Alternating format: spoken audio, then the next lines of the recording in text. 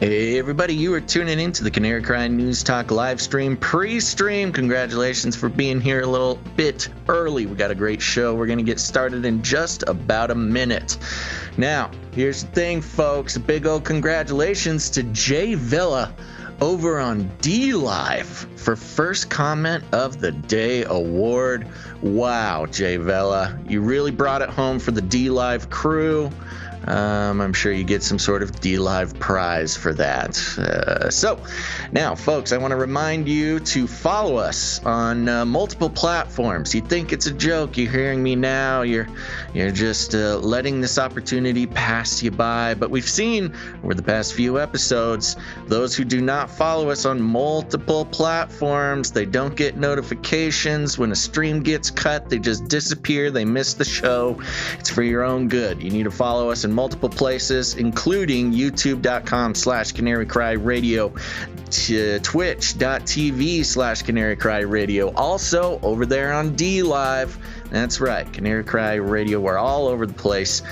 Make sure to follow us there. And, of course, absolutely need to subscribe on a podcast feed. Use whatever podcast catcher you want to use, but subscribe to Canary Cry News Talk. All right, before we get going here, if you're early, you have a responsibility to hit the like button, turn on notifications, all that kind of stuff. Share it out with your friends. And most importantly, stay hydrated. Let's go.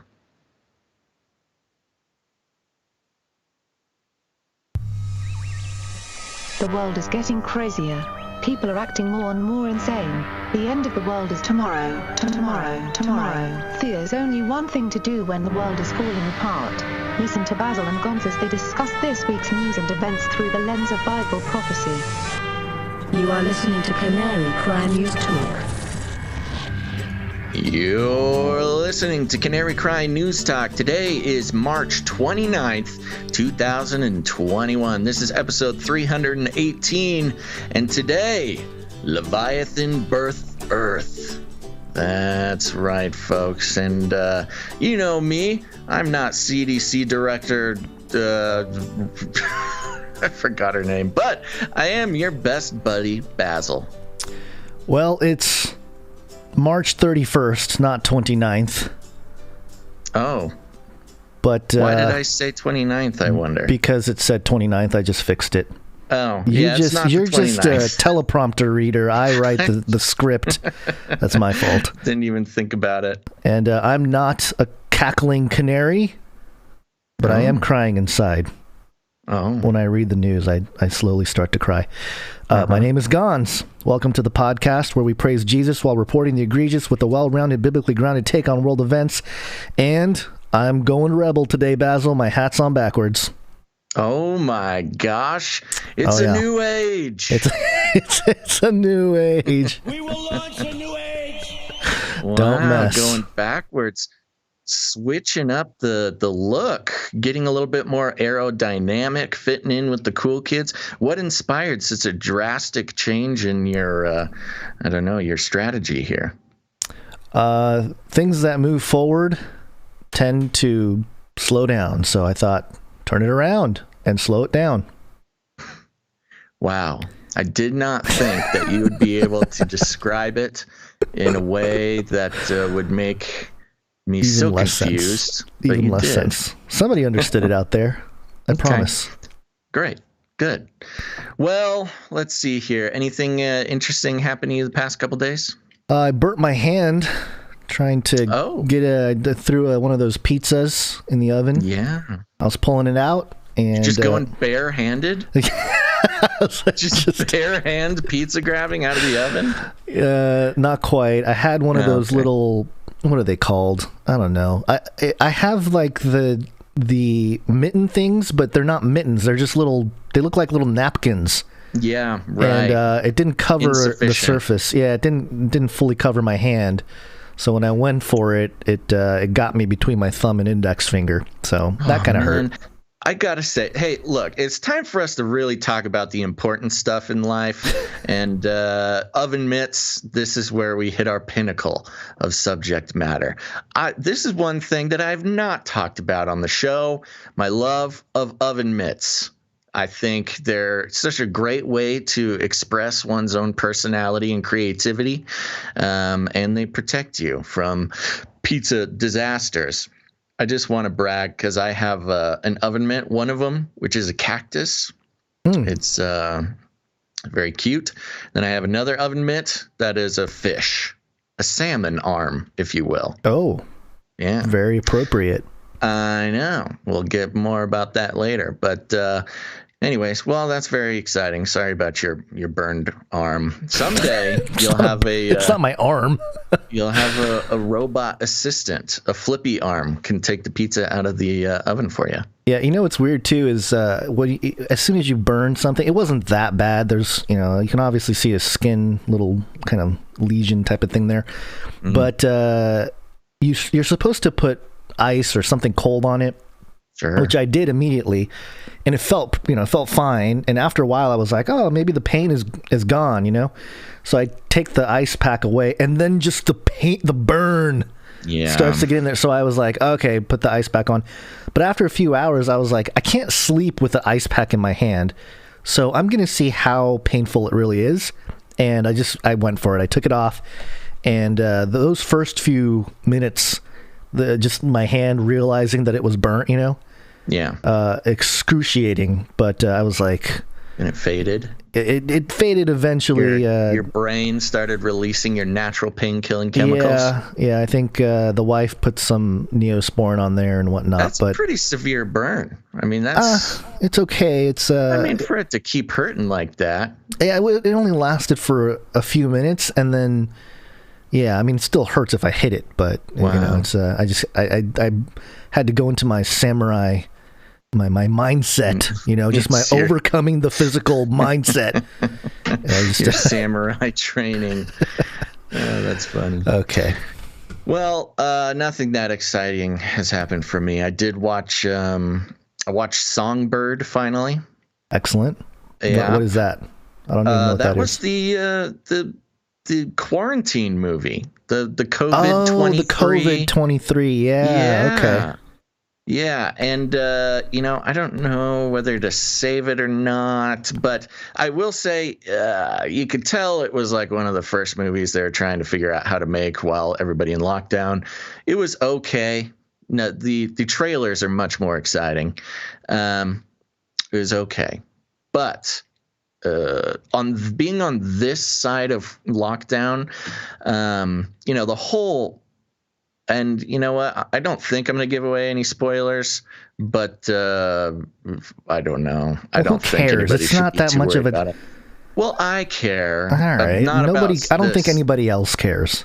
Well, that's very assumptive of you, guys. Well, I don't care. Other people have perspectives that are not your own. But yes, okay, you do not care. That's okay. But I don't think there is any spoilers. But the point of the movie is all about vaccine passports. The entire storyline revolves around vaccine passports. And this was back before, I don't know when exactly it came out, but this was like during quarantine, the official lockdowns that this came out. So a lot of predictive programming there. And I want to save the rest of the conversation about that for our Waccine segment, because there's a lot to do about a lot there.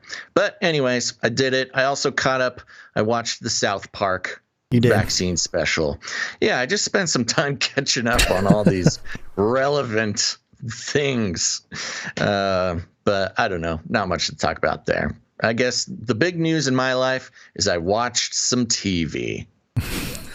Good job. Yeah, you're welcome. Yep. I do want to give everybody a quick reminder as we move into the actual show here. Go ahead and if you're watching in a place that allows you to, go ahead and hit the like button and subscribe, notifications, Like, subscribe, bell button, all. Like, subscribe, bell button, all.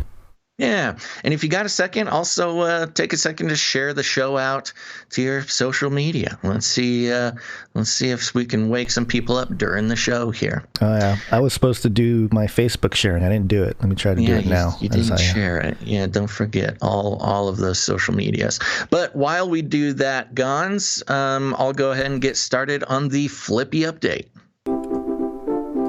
Flippy update. Do you want fries with that?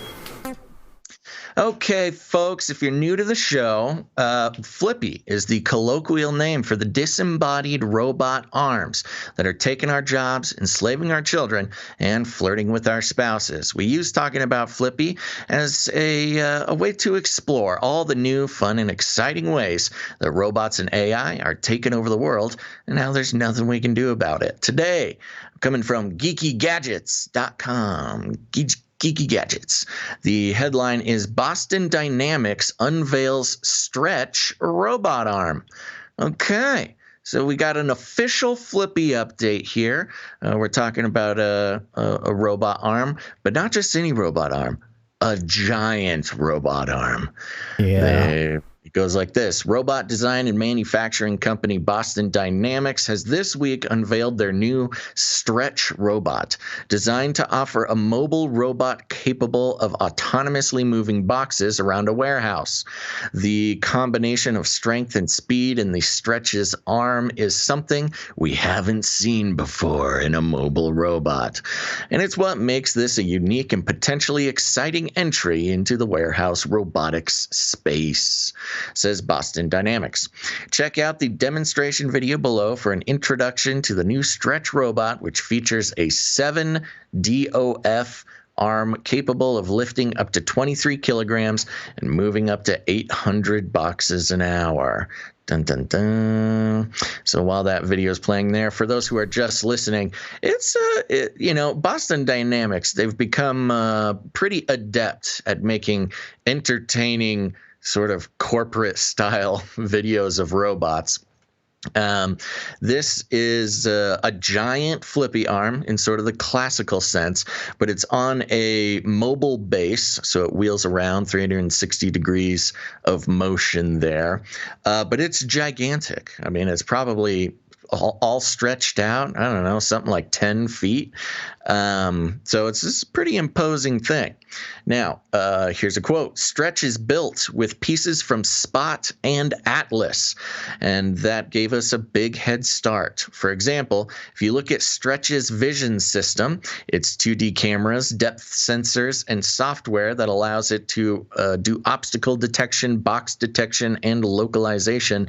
Those are all the same sensors and software that we've been using for years on our legged robots. And if you look closely at Stretch's wrist joints, they're actually the same as Spot's hips. They use the same electric motors, the same gearboxes, the same sensors, and they even have the same closed loop controller controlling the joints.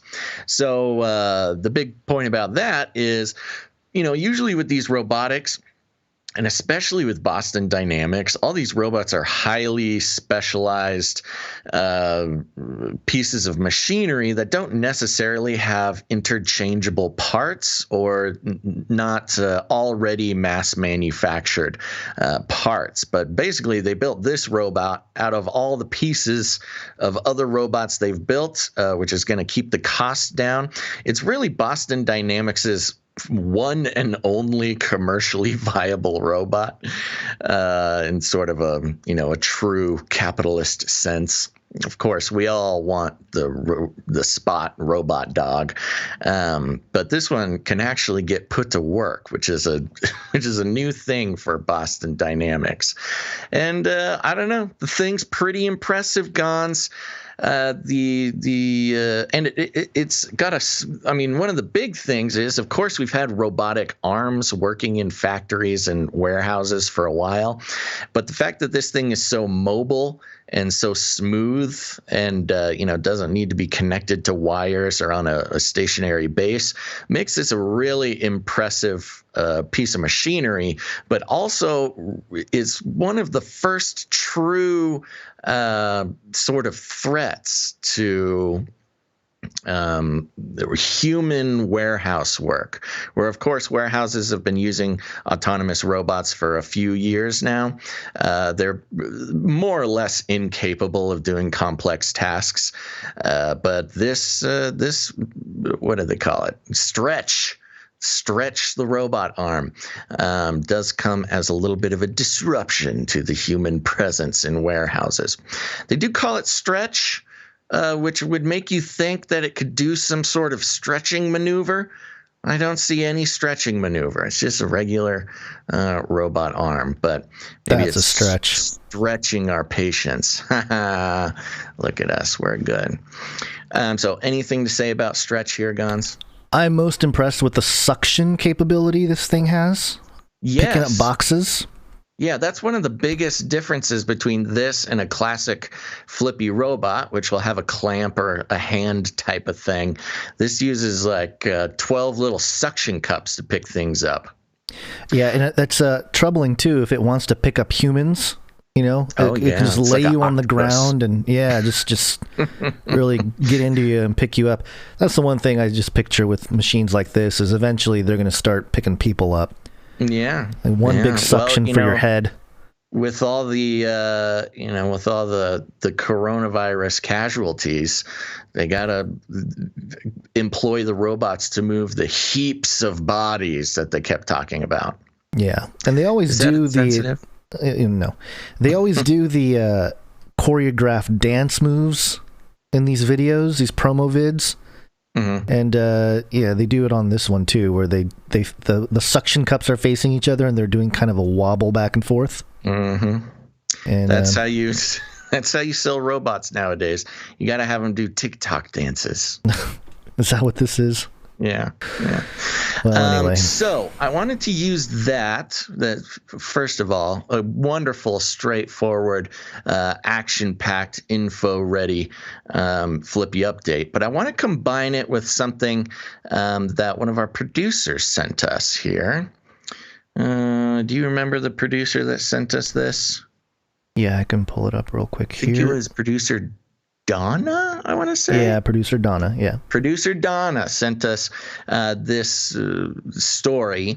Now, here's the thing, folks. I'm so surprised, especially if you've been listening for a year or more to Canary Cry News Talk, or if you've been tuned in since the early Canary Cry radio days. You know, we've played around. We've mentioned, my enthusiasm for time travel and the experiments that I've been participating in, and I'm surprised, Gons, with how often we call shots and how often we're getting things right over the years. That we're not like officially getting called time travel. I mean, it's obvious that we're from the future.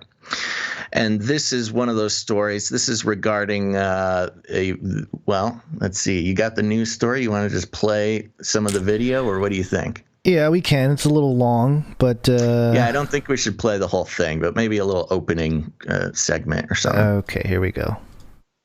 Hi there. We're talking about the office of the future. In the beginning of all this, video chats, they brought us all together. We hop on a Zoom, we hop on a Skype, we meet with our coworkers at a safe distance. Very cool, very helpful. But now, let's be honest, we're getting video chat fatigue. I'm sick of seeing those little boxes up there.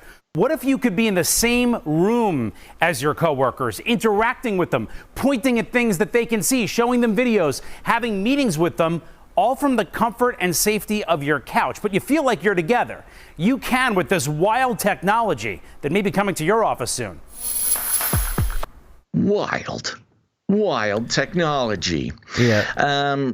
So basically, Spatial is a tech company that creates virtual worlds for companies to use for work. Using virtual reality, you and your coworkers can meet at any time in same virtual room. Think of it this way. They say your room is in your computer monitor and your hands are on the mouse. I think this was written either by an AI or some, an English as a second language thing. But there you go. Spatial is officially releasing the official virtual reality offices, and they are already being used by major corporations across the world. And I wanted to use this to wrap up an exploration that we've been doing on virtual reality for many years, even before, the idea of everybody working from home was a common one. And this is with the desire for human beings to never have to leave their house. They're easier to control. No need to get up and go to an office, much less a warehouse at this point.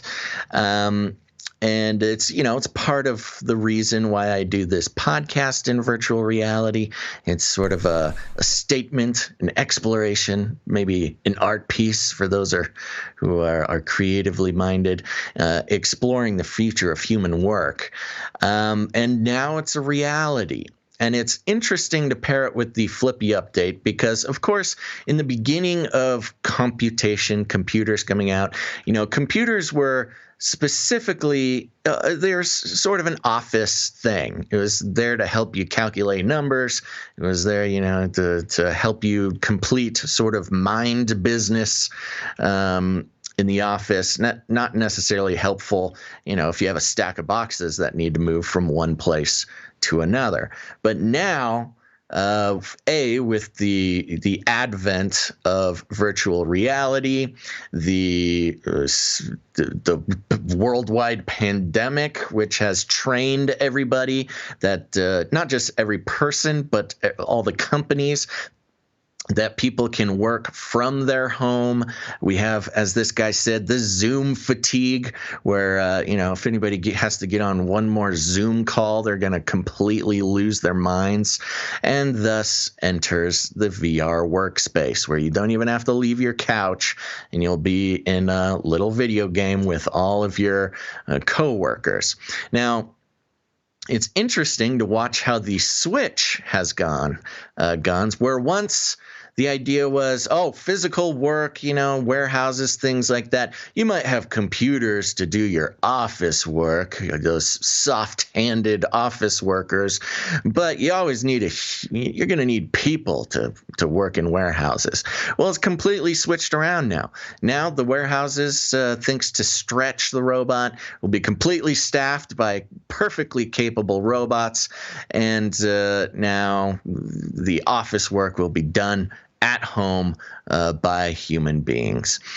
Major companies included Pfizer and Ford. Pfizer and Ford are already using this technology. Mattel is using it to develop toys. They can even bring up 3D models, blah, blah, blah. So I did think it was also interesting. Pfizer, so closely related to the pandemic and the lockdown specifically, has been one of the first companies to get on this VR office thing. Yeah, we have a Pfizer clip coming up from 2009 a little bit later that might be interesting. But this is obviously not too surprising, and based on... No, that's the fun part. We've been calling this for at least as long as News Talk, so 3 years, 4 years. Yeah, which I guess wasn't that... Yeah, most people that look into this stuff kind of had a feeling with what this is going to do, or this type of technology is going to do. I still think it's interesting how the visuals and the avatars aren't great. No, they're awful. They're like disembodied torsos with your head or whatever. And I really think that different types of avatars are going to become a norm. You're gonna go into a meeting and hey, look at this dinosaur guy. Who's this dinosaur That's guy? Unprofessional, Gons. Oh, sorry. If you can't use emojis in a work email, you can't show up to your virtual office. Well, depends on the industry. your cat person avatar. The avatars are interesting too, because it's not quite akin to deep fake technology, but it's got that feel where they do take a photo of you and recreate it onto your official avatar. No legs, you're just sort of a floating torso. Floating torso. Yeah. So anyway, that's interesting, and we've been on it for a while, and the robots will rule the world, Gons. A lot of it has to do with the affordability of the VR headsets. That's part of it. But like iPhones or smartphones did in the late 2000s, the zeros into the 2010s, I feel like this decade, by the end of it, everyone's gonna have to have VR headsets in their home, or you don't have to, but if you're going to do business, you're going to want it. Well, all these companies completely let go of their office building leases and sold their office buildings. I know. If you're talking about the trend of business where you're constantly trying to figure out how you can save money to increase profits for your stakeholders, getting rid of the overhead of an office building, that's a one-way ticket to money bags, baby. Yeah, office buildings and travel, two of the most spent things in businesses. And they're like, well, pandy, no more of that. Let's save money. Pandy. Yeah, I've been saying that a lot. I said it the other day to someone that wouldn't know what that is. And I was like, this pandy. Yeah. And they're like, what are you talking about? A panda? That's gonna get you the pandemic. And complaint to the HR department. Yeah, someone's gonna snitch on me. Is that what you're saying? Yeah. All right. Well, are you done with the VR rant there?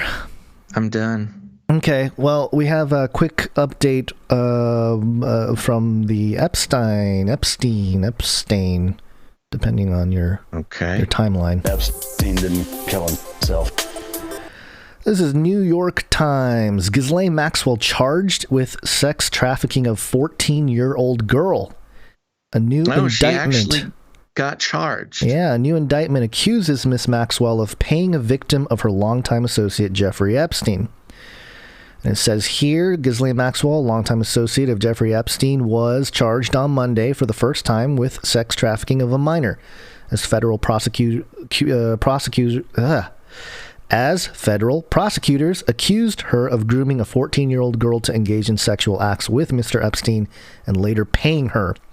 A new federal indictment filed in Manhattan charged that on multiple occasions between 2001 and 2004, the girl provided nude massages to Mr. Epstein at his Palm Beach, Florida estate, during which he engaged in sex acts with her. The new charges against Miss Maxwell go further than those contained in an earlier indictment that accused her of helping Mr. Epstein recruit, groom, and ultimately sexually abuse girls, but did not include sex trafficking allegations. The new indictment says that after the girl provided Mr. Epstein with the massages, Miss Maxwell or others who worked for him paid the girls hundreds of dollars in cash. A lawyer for Miss Maxwell did not respond to a request for comment on the new charges. The indictment comes almost 9 months after Miss Maxwell, 59, once a fixture of New York's social scene, was arrested in New Hampshire on charges she had lured underage girls, one as young as 14, into Mr. Epstein's orbit and contributed to his abuse of them. An indictment issued on Monday cites an additional 14-year-old girl who is identified only as minor victim 4. And so this is a new indictment. It's a new indictment, and it actually hits Maxwell with sex trafficking of a minor specifically. Right. So which this she was is sort of able to weasel out of. Yeah, but if the victims are coming out, or at least they have ample evidence, they can go after her, and here we are. And I think the if she is in prison, we don't have like definitive public proof, but if she is actually being held in the horrible conditions that her lawyers and stuff are arguing about, keep an eye on her, because she can go the way of Jeffrey and just yeah, I mean, I'm take surprised. herself out. I'm surprised that she's still trucking. I mean, I guess they learned their lesson the first time with Epstein. Supposedly, yeah. Or maybe they just need enough time to find a body double to get her out, and then get the one that's going to suicide herself in there. Yeah, famously, she's one of those in-between sizes, so it's difficult to find. Yeah. Well, anyway, that's okay. Well, good. I'm glad that that's moving forward. Of course, it's always sad to hear these new victims, but of course, we were not so naive to think that there wouldn't be more. Yeah, I mean, it was pretty obvious. It almost feels like, wait, I thought everybody knew, but I suppose until there are actual indictments that come down, the majority of the public are going to just dismiss it as conspiracy theory or whatever. Yeah, well, that's the thing. Now, there you go. Well, it's more complicated than just, oh, we got her. Okay, she's away now. This is an ongoing legal thing. Yeah. Okay. Well, I got something fun for us to go into, Gons. It's got to be biblical. That's right. Popularmechanics.com. Headline: An alien world might be hiding inside Earth, study says. Aliens. That's right. They're coming out with it. This is disclosure for Hollow Earth, baby. It's all true. We've known it forever. Well, let's see what they have to say. In new research, scientists speculate that Earth was formed by a Mars-sized rogue planet known as Theia, with identifiable bits of alien planets still found in Earth's interior. Scientists believe the same fateful impact also formed the moon, but this is the first time they've studied the specific traces of the clash that remained behind in the Earth's mantle. In 2016, UCLA researchers proposed that Earth could actually be two planets that fused together after colliding, itself and Theia.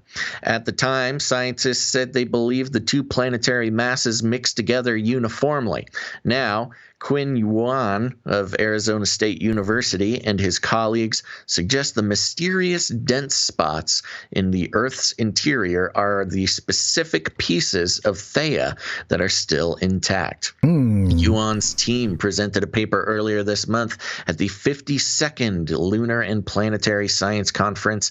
In it, they explain, quote, "Here, we demonstrate that Theia's mantle may be several percent intrinsically denser than the Earth's mantle, which enables the Theia mantle materials to sink to the Earth's lowermost mantle and accumulate into thermochemical piles that may cause the seismically observed dense areas. These dense areas are continent-sized, large, low shear velocity provinces, or LLSVPs." Whew, that's some real geology speak for you. The Arizona State scientists identified specific portions of Earth's interior and modeled the process by which these portions could have struck early Earth and sunk into its center. Quote, "We define successful models in which the Theia mantle materials sink into the lowermost mantle and form into spatially isolated thermochemical piles that occupy 3 to 15% area of the 2D model domain, similar to the present-day LLSVPs, which occupy 3 to 9% volume of the Earth's mantle." In an interview with Vice, Yuan talked about getting a bolt of inspiration after chatting with a colleague about LLSVPs. Quote, "When I got back to my office," Yuan said, "I just did a very easy calculation where I compared the size of the LLSVPs to the mantle of Mars, because Theia was believed to be very similar to Mars. The total mass of the moon together with the LLSVPs is almost perfectly matched to Mars's mantle. How have the dense Theia materials stayed intact for billions of years? It's a function of the way Earth's mantle works, where convection circulates materials that are a certain temperature and density. The Theia materials are so dense that they sank and never floated back into the convection zone. Think of this like the stuff that accumulates in a sharp corner that's hard to reach with a vacuum cleaner. And what does it mean for these materials to stay deep inside the Earth? The continent-size areas are the largest portions of Earth's interior. So understanding how they formed and how they persist could help push Earth science forward. These two huge portions are located under West Africa and the Pacific Ocean and are hundreds of miles thick. There could also be interesting parallels to unearth, so to speak, between these dense mantle portions and the moon because of their potentially shared origin story. How often can you compare one 4.5 billion year old rock sample that's orbited in space and another that's sunk into the center of the Earth? It's a scientific method dream come true. Dun dun dun. So did you catch all that, Gons? I think so. Yeah, I so noticed, basically... I noticed the Arizona State person there, Arizona State being the Sun Devils. So we're going to believe a Sun Devil? Is that what we're doing? So yes, we're believing the Sun Devils about Theia smashing into Earth. Mm-hmm. Now, just to put it in simple terms, because there's a lot of long, big words and long language. Yeah. Basically, what they think happened is back in the day, two planets about the size of Mars smashed into each other, and that created the Earth and the Moon. They got this because there are sections inside the Earth that are more dense when they take scans and seismology and things like that of the Earth. There's these strange little dense parts that they couldn't explain, and I guess this guy just did the math. He took the size and density of those weird spots inside the Earth, combined it with the moon, and I guess that, in his thinking, almost perfectly equals the size of Mars. So there you go, Gons. Another theory into the creation of the Earth. In this case, it's got a lot of interesting sort of esoteric flair to it. You've got these two planets, sort of like a mother Gaia and a father Theia, smashing into each other and not creating quite life. Close, but not quite. Let me get into some of this stuff. Theia, or Orpheus, is a hypothesized ancient planet in the early solar system that, according to the giant impact hypothesis, collided with the Earth around 4.5 billion years ago. This is not a new theory. It's just interesting that some guy at Arizona State University did the math and was like, hey, it fits this theory. And I think there's a mythology behind it here. Oh, here it is. Theia was named after the Titaness Theia. So female Titan. Titaness. Oh, interesting. Who in Greek mythology was the mother of Selene, the goddess of the moon, which parallels the planet Theia's collision with the early Earth that is theorized to have created the moon. In modern Greek, it has the same origin word, aunt or uncle, also meaning divine. And I think there was a section here. Yeah, there's like the theory of how this whole thing happened. Where did it go? I thought I had a section where it talked about Theia was like the child of Gaia and Uranus. So the theory goes that Gaia and Uranus had a child, and it was Theia. So, but this whole idea, I know there's skepticism about our cosmology and the shape and all that kind of stuff. But I do want to remind folks that there is a narrative in the Bible that alludes to some kind of celestial ancient civilization that gets destroyed. And let me tell you about it. First off, if you haven't heard about it, it's pretty interesting to look at. If you go to Psalm 89:10, in the ESV, it says, "You crushed Rahab like a carcass. You scattered your enemies with your mighty arm." Rahab, as David Flynn has theorized, was some kind of ancient civilization. He says planet. I don't know if it was a planet, but definitely an ancient civilization that was destroyed by Yahweh. And the theory is fascinating. Let me just keep going here, because in Isaiah 30 verse 7, let's see, Egypt's help is worthless and empty. Therefore, I have called her Rahab, who sits still. And Isaiah 51:9, this one's kind of the bigger one here. Awake, awake, put on strength, O arm of the Lord. Awake as in days of old, the generations of long ago. Was it not you who cut Rahab in pieces, who pierced the dragon? So there's a clip that I didn't actually make clips of it for the show, but it's an old Ancient of Days conference. I think it was like 2005, 2006 maybe. And it's got Jim Wilhelmsen, David Flynn, the late David Flynn, and our friend Dr. Michael Heiser on a panel.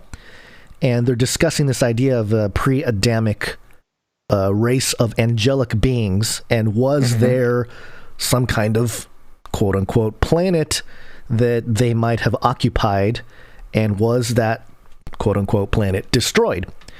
And think about this, Basil. So Theia is supposed to be this ancient planet, right? And the narrative that David Flynn suggested was that and this is part of the Theia theory, is that there was another planet that was destroyed, and that destruction of the planet created the asteroid belt, thinking that that used to be a planet, and also that it was brought down to Earth, and now the association with Leviathan, Rahab, this ancient planet, is Leviathan, lives under the Earth now.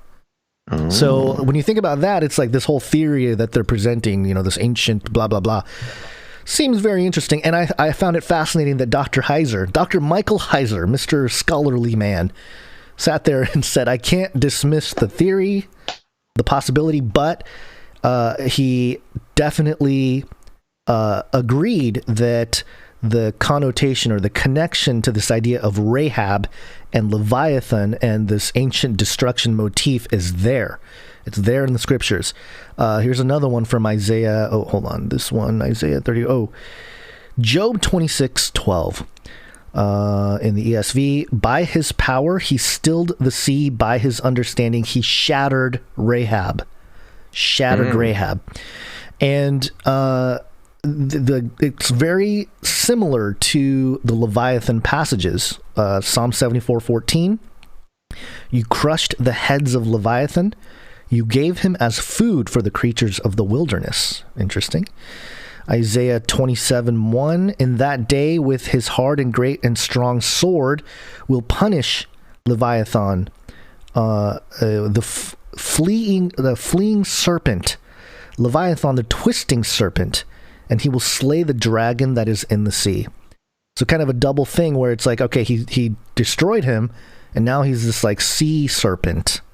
And of course, Revelation 13, the first beast, where does it come out of? It comes out of the sea, right? Multiple heads. Okay. Yeah. Job 41:31, he makes the deep boil, right? Boil like a pot. He makes the sea like a pot of ointment. Again, this is in reference to God's power shown in Leviathan. So, again, it's like this very interesting pattern. Some people might say, well, what about Rahab, the character from Jericho? The one that helped Joshua and the two spies basically hide. Yeah. You know what I'm talking about? The biblical story. It's a very famous story. That Rahab, if you look at the Hebrew, not the same spelling.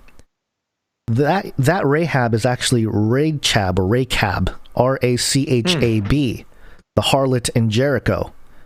Whereas the Rahab in the scriptures that we're referencing here is, let me get to it here through the lexicon and get in there to Rahab. It's the storm, a sea monster. To act stormily, boisterously, or arrogantly.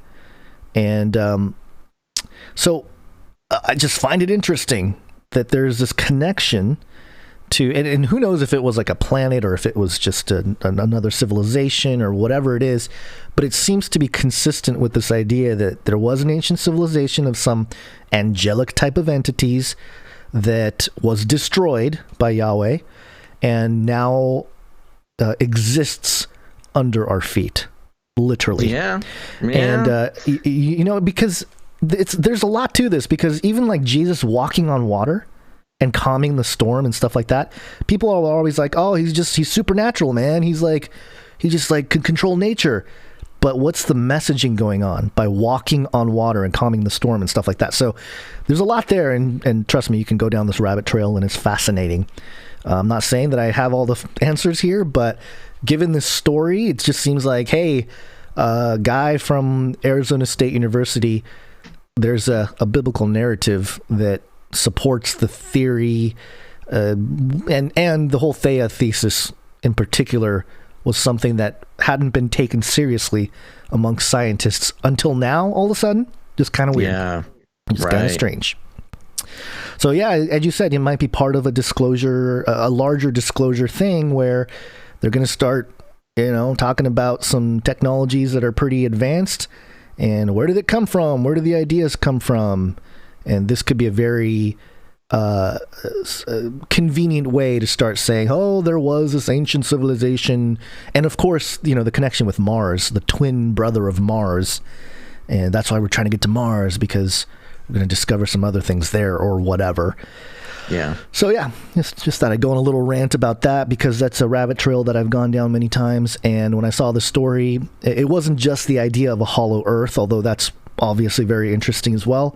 And you can get into the Admiral Byrd and what he saw, and what he was talking about in his journals and stuff like that, which of course also gets addressed or used as part of the flat Earth argument. So it's just one of those things, man. Very mysterious, but at the same time, not really. There's a lot of scripture that talks about it, and the connections to an ancient civilization, very much in the scriptures. So yeah, read your Bibles, folks. Booyah! Read your Bibles, geologists. Get with very it, good. I think geologists. that was a very productive breakdown. Oh, so hey, what does Joe Biden think about it? It was really a productive segment, man. All right, thanks, Joe. That was a really productive segment, guys. Thanks, Joe. I appreciate it, man. Oh, that was a good ISO. Yeah, we're gonna use that one. Okay, well, should we get into some Waccine stuff? Let's do it.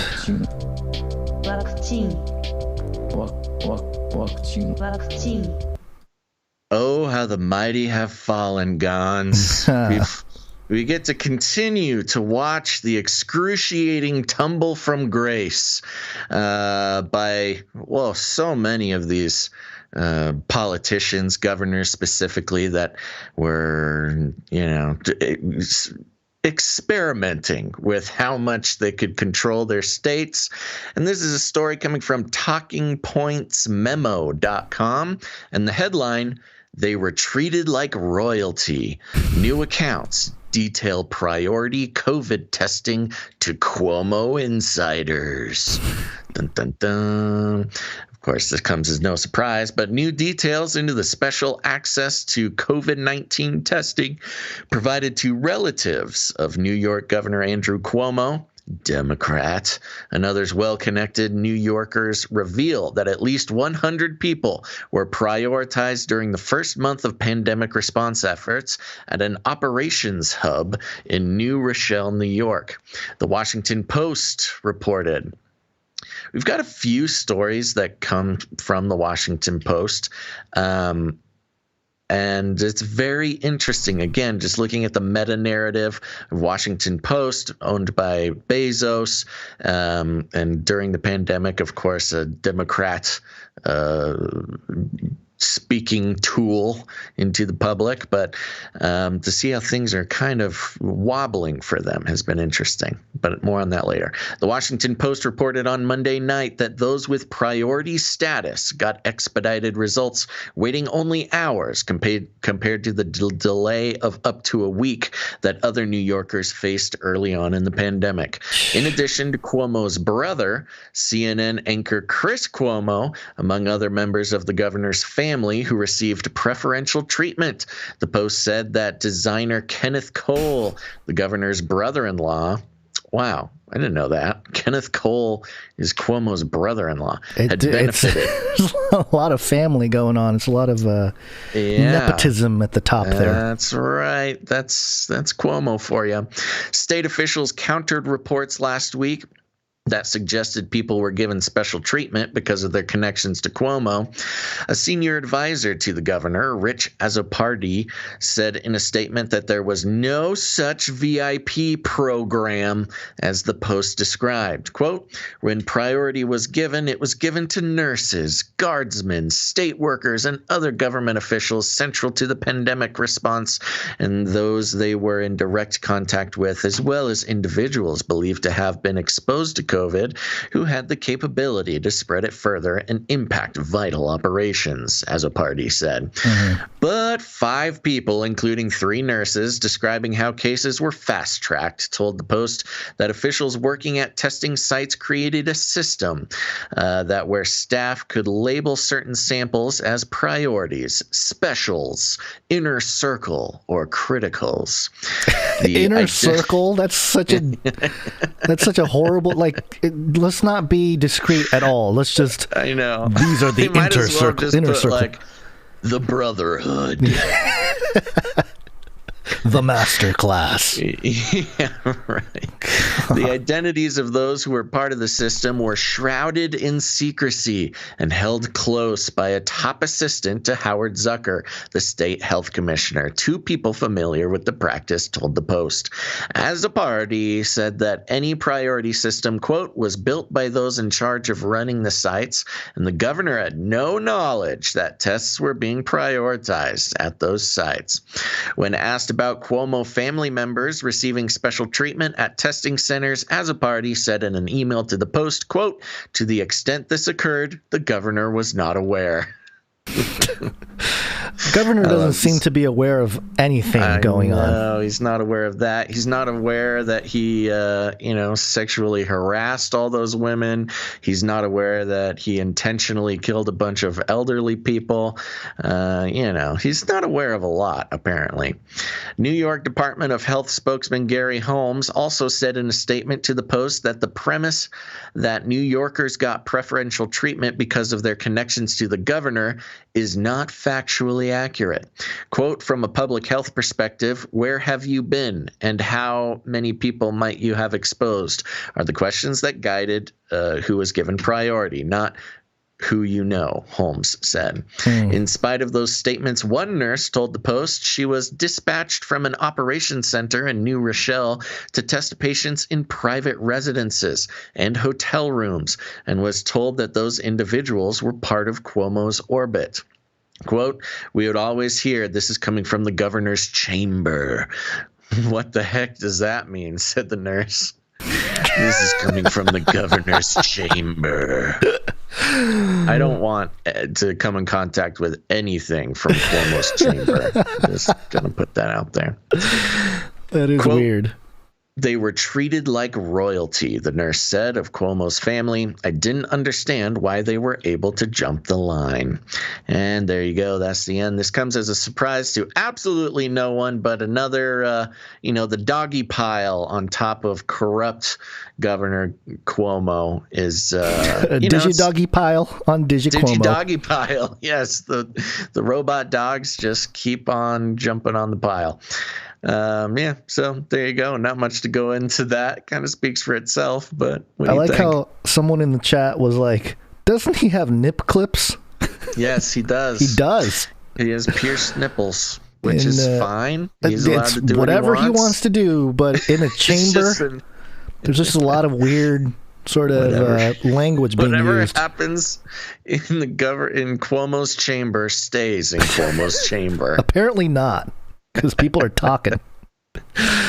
This guy, man, how is he still here? Is there some sort of a recall thing going around for Cuomo? I don't remember. I thought there was, but there has to be. Yeah, I don't know. I'll do a little search. Yeah, do a little search. In the meantime, we got more stuff here. A pandemic special. Robert Jeffries. Do you know who Robert Jeffries is? Jeffries? Yep, Robert. Is that supposed to be Jeffries? I think it's Jeffries. Huh. Okay. He's Robert James Jeffries Jr., an American Southern Baptist pastor and author and radio and television personality. Okay. He was on with Fox, and he was asked about the vaccines. Thank you for True News for clipping this. There's a couple flubs here. Let's take a listen. Discourage anybody from taking the vaccines because we got to stop this pandemic. But there is concern among some Catholic bishops and some evangelicals as well that the cell lines that were used to develop certain vaccines, particularly Johnson & Johnson, came from aborted feces. Yeah. Came from aborted babies. Let's just say it out loud. So what exactly is your answer to that? I mean, there are people that don't want any connection there with abortion and vaccines. Well, look, first of all, we would never abort babies to provide a vaccine. I think Francis Collins has denied that linkage, and he is a strong Christian himself. But, David, if we're talking about something from babies that were already aborted, I would just remind people the whole Christian message is that Christ, who was innocent, died for us and brought something good out of that unjust death. And I think if lives can be saved, even from the unrighteous killing of a baby, that there's something to be gained there. So I would not refuse the vaccine on that point alone. Okay, so Robert Jeffries compares the aborted baby faces, the aborted faces, to Jesus. Yeah, comparing the aborted his cell lines to make a vaccine, comparing it to Christ's crucifixion. They are really stretching for this, man. Aborted feces. Yes, and also it's a good ISO. Not all those aborted feces in your vaccine. Aborted feces. Oh my gosh! Wow.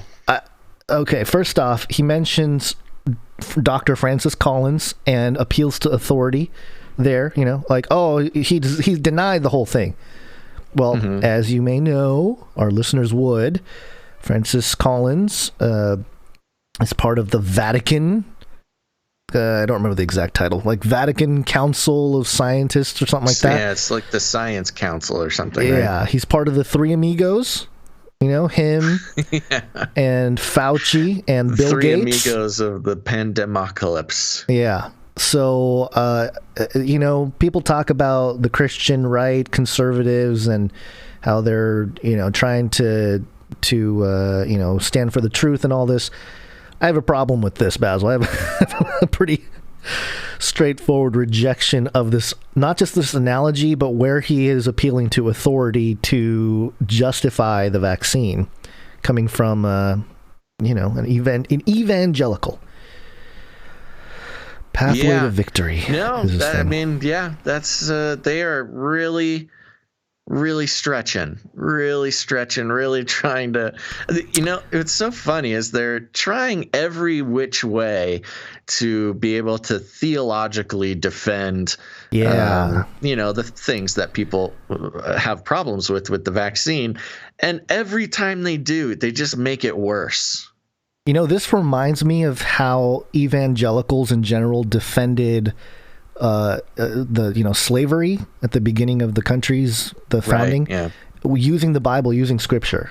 Very similar, I would say, in like kind of a wacky misappropriation of text to support a view that is obviously has some problems, has some moral problems and ethical problems, and even scientific problems, if we're completely honest and objective. So, I just, this is crazy, but of course we got the great ISO here. Aborted feces. Aborted feces. Anytime we talk about this, I know it's going to trigger people.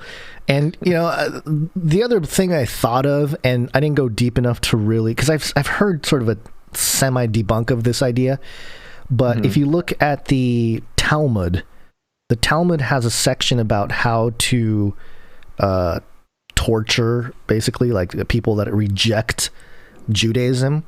And some people suggest that Yeshu, the name that's mentioned there, Yeshu, is reference to Jesus. And it talks about how Yeshu is in Hades, burning on a dunghill and that sort of thing. Just, a dunghill feces. I don't know. There's just a weird thing there, but, Yeah. Aborted feces. Well, I've been... I was looking for a Cuomo recall petition. Oh, right. There seems to be like a bunch of them over on change.org. But I'm not seeing like one highly effective centralized recall effort. There's like a dozen or so recall petitions on change.org. Some of them have as much as like 75,000 signatures. Wow. But it doesn't seem to be very organized. Yeah, he's got something. He's got the shield. Yeah, somebody is afraid of putting the money and effort into organizing all these people. So I don't know. If you're in New York and you're looking for a hobby, that might be it for you. Yeah. Wow. Okay. Well, let's see here. Let's check in on the CDC director. CDC director had some interesting things to say here. Let me start the clip. This is what is this? CBS News. CDC director warns of impending doom amid COVID spike. And I'll start the clip here and end it at a appropriate spot. Here we go. And we're going to turn now to the COVID pandemic and an impassioned plea tonight from the head of the CDC to not let down our guard. That's because with cases now spiking again in at least half the country, President Joe Biden today calling on governors to reimpose those mask mandates. Here's CBS's Mola Lenghi. Tonight, fourth wave fears. Fourth wave. Reflect on the recurring feeling I have of impending doom. As cases continue to rise nationwide, blunt words from the head of the CDC. So much reason for hope, but right now I'm scared. She's scared. And the worst part about this clip is in between the CDC director talking, they have like B-roll footage of like someone dying or something on a medical desk. Or just somebody, being operated on or something. It's like the most mind control propaganda piece ever. Right. Sorry, got all a little riled up there. No, that's good. Is there more to the clip? There is. I mean, we can go. Let's see. So much reason for hope, but right now I'm scared. So speaking dying today, person. Not necessarily as your CDC director, but as a wife, as a mother, as a daughter, to ask you to just please hold on a little while longer. Cases are up more than 10%, with hospitalizations on the rise, as life looks more like it did pre-pandemic in much of the country. 43 states have allowed most or all businesses to reopen, and 17 don't have mask mandates. This, as much of Europe is seeing another spike, and doctors say Paris hospitals are about to hit catastrophic overload. The trajectory of the pandemic in the United States looks similar to many other countries in Europe.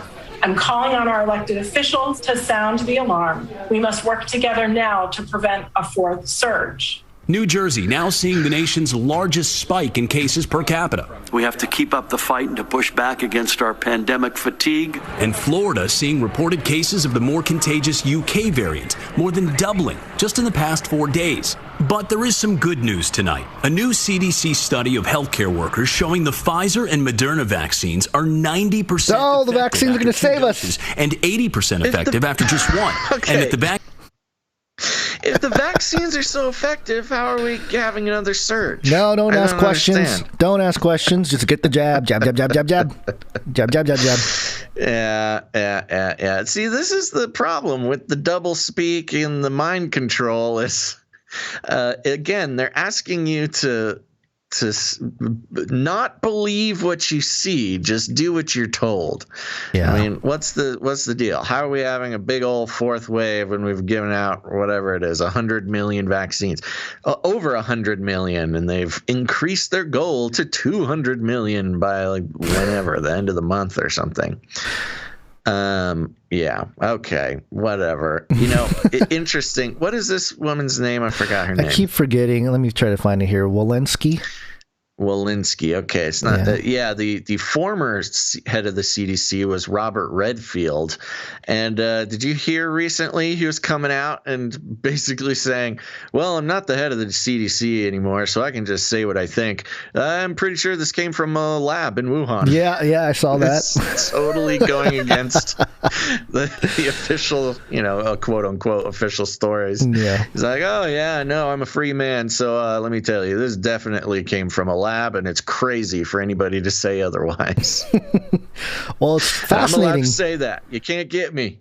It's interesting because in the clip here, it talked about, like the surge and all the 17 states without a mask mandate. Where's the data? It's hard to nail down the data because a couple days ago from Newsweek, Texas COVID cases dropped to record low nearly 3 weeks after mask mandate lifted. So why are we getting contradictory information from the news sources here? Yeah. Well, that was 2 days ago, that Newsweek thing. Oh, it must be out of date. CDC must have pumped up the... In the past 2 days, it's totally reversed. Yeah, and of course, Texas being one of the first to open up, one of the first to reject the mask mandate. Not the first, but one of the first. Here's a quote here. Today, the 7-day COVID positivity rate dropped to a new record low, just under 5%. Hospitalizations dropped to a 6-month low. This week, we have 1 million first vaccines available. Texas Governor Greg Abbott wrote in a tweet on Sunday, "Everyone now qualifies for a shot. They are highly recommended to prevent getting COVID, but always voluntary." Yeah. You know what? They know how to do it over there in Do they? Yes. Yes, they do. I'm just jealous, okay? I'm in California. I got crazy Newsom. Complete opposite situation. Please put on 17 masks. Get 5 shots if you have to. Double up on the jabs. Yeah. I'm going to get canceled. Yeah. Well, you can't cancel me. Fourth wave. It's mysteriously resistant to the jab. How long do you think they can get this going? Let's place a bet. Are we going to get to Are we going to get to the point where they're talking about if we don't lock down, we're going to see the 17th wave, 18th wave? I was thinking about that. I think anything after a 5th wave sounds ridiculous. I mean, you're stretching it with a 5th wave, but if you get to it's a 6th wave, it's not a wave anymore. It's just the tide is rolling in. Yeah. I don't know. I think it'll stop after this 4th wave in one way or another. Well, if they get their way, it's a race against time to get out the passports out there. Speaking of which, we have a... Wait. Which story are you going to? I'm going to Qanon. Let's talk about Marjorie Taylor Greene here. Cue the miserable, cue the desperate. What must I do to convince you people? You're right, Q. What must I do? What must I do? Coming from rawstory.com. What is this? Rawstory.com. You never heard of Raw Story? It's a pretty well-known publication. Really? No, I don't recall it at all. The headline here, QAnon congresswoman says vaccine passports may cause apocalyptic end times. I can already tell that she probably didn't say that. That passports would cause apocalyptic end times? No. I mean, it's very... What she said is not... we'll get to it. Go ahead. Yeah, let's get into it.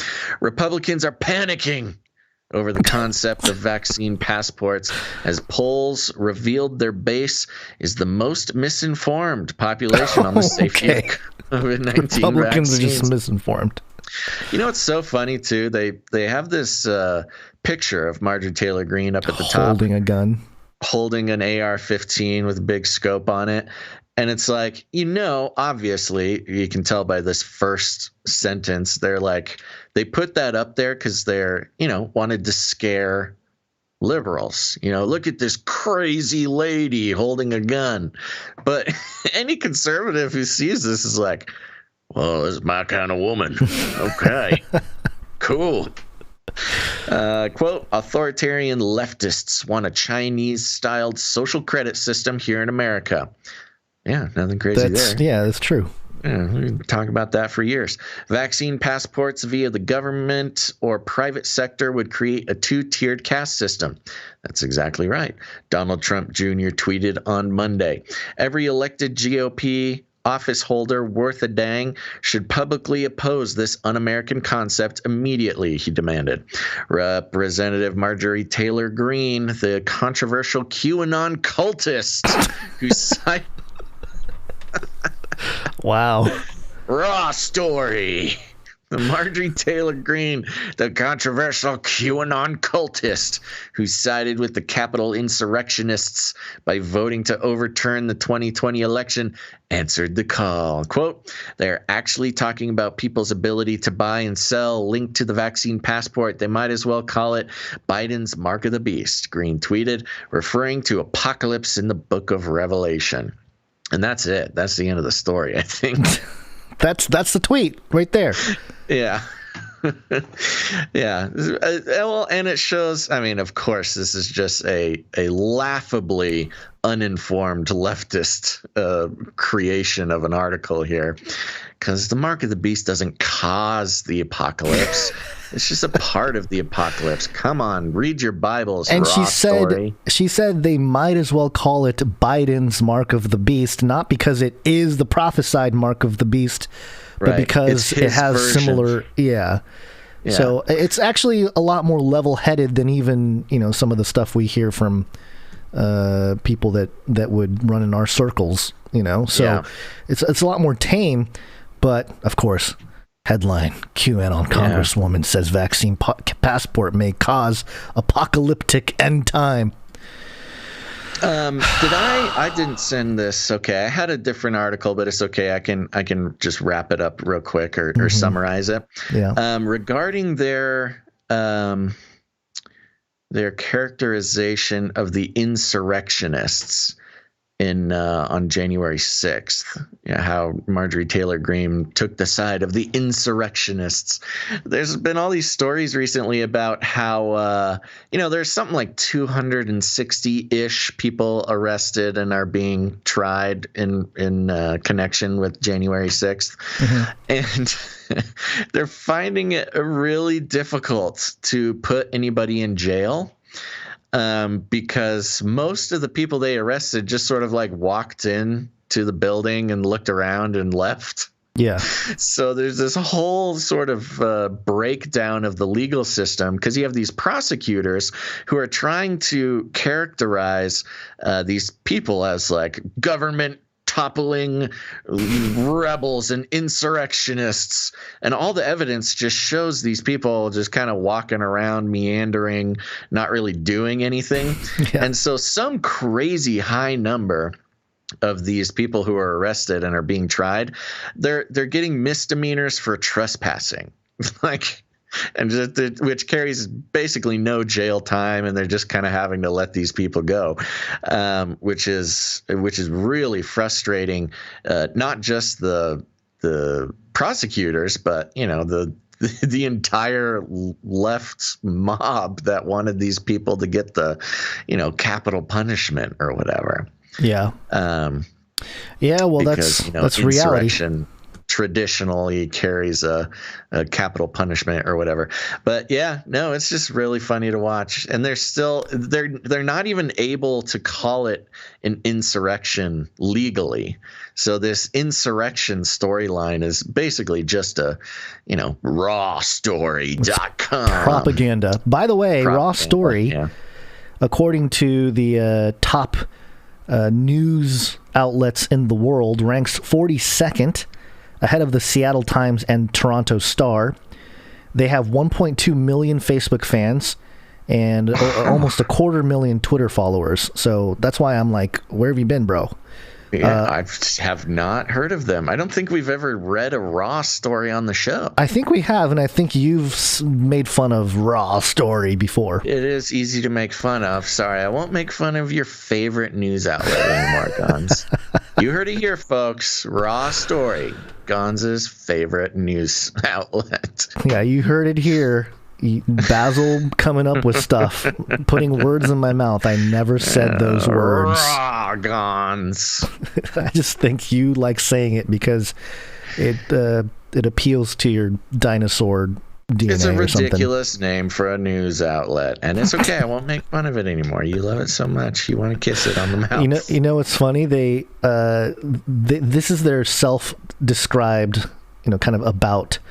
Raw Story is an independent news site that focuses on stories often ignored in the mainstream. That's their angle. Sure. Yeah.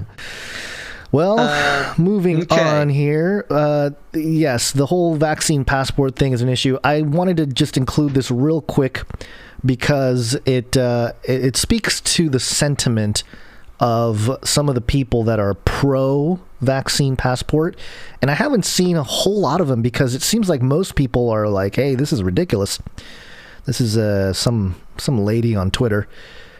She did get quite a bit of likes and stuff like that. But this person said, those worried about vaccine passports are obviously too young to have had to travel with one of these. And it's got a picture of an old vaccine certificate. This is not a new idea, folks. If you think protecting the health of the community is tyranny, you're not a righteous defender of liberty. You're a selfish jerk. Okay. And it's got this thing. But here's the thing, it's stamped 1969, 1970, 71.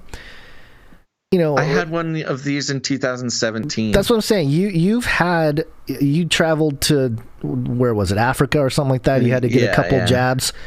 And, those are like well-established vaccines. And even, what is it, Robert Kennedy Jr., his whole thing is about safety, right? He's not like anti-vax. He's like, no, I want safe and just scientifically viable type of things, not just emergency act. I mean, it goes down to the fact that this is an experimental vaccine not approved by the FDA. And you can't force people to get it. And the point being, okay, yes, we know that there have been international certificates of vaccination to get into different countries and stuff like that. For example, this one here, for cholera. But it's one thing to travel to a different country. Right. It's another thing to go see a movie. Yeah, and you have to go to the grocery store. Go to the grocery store you got to show your thing.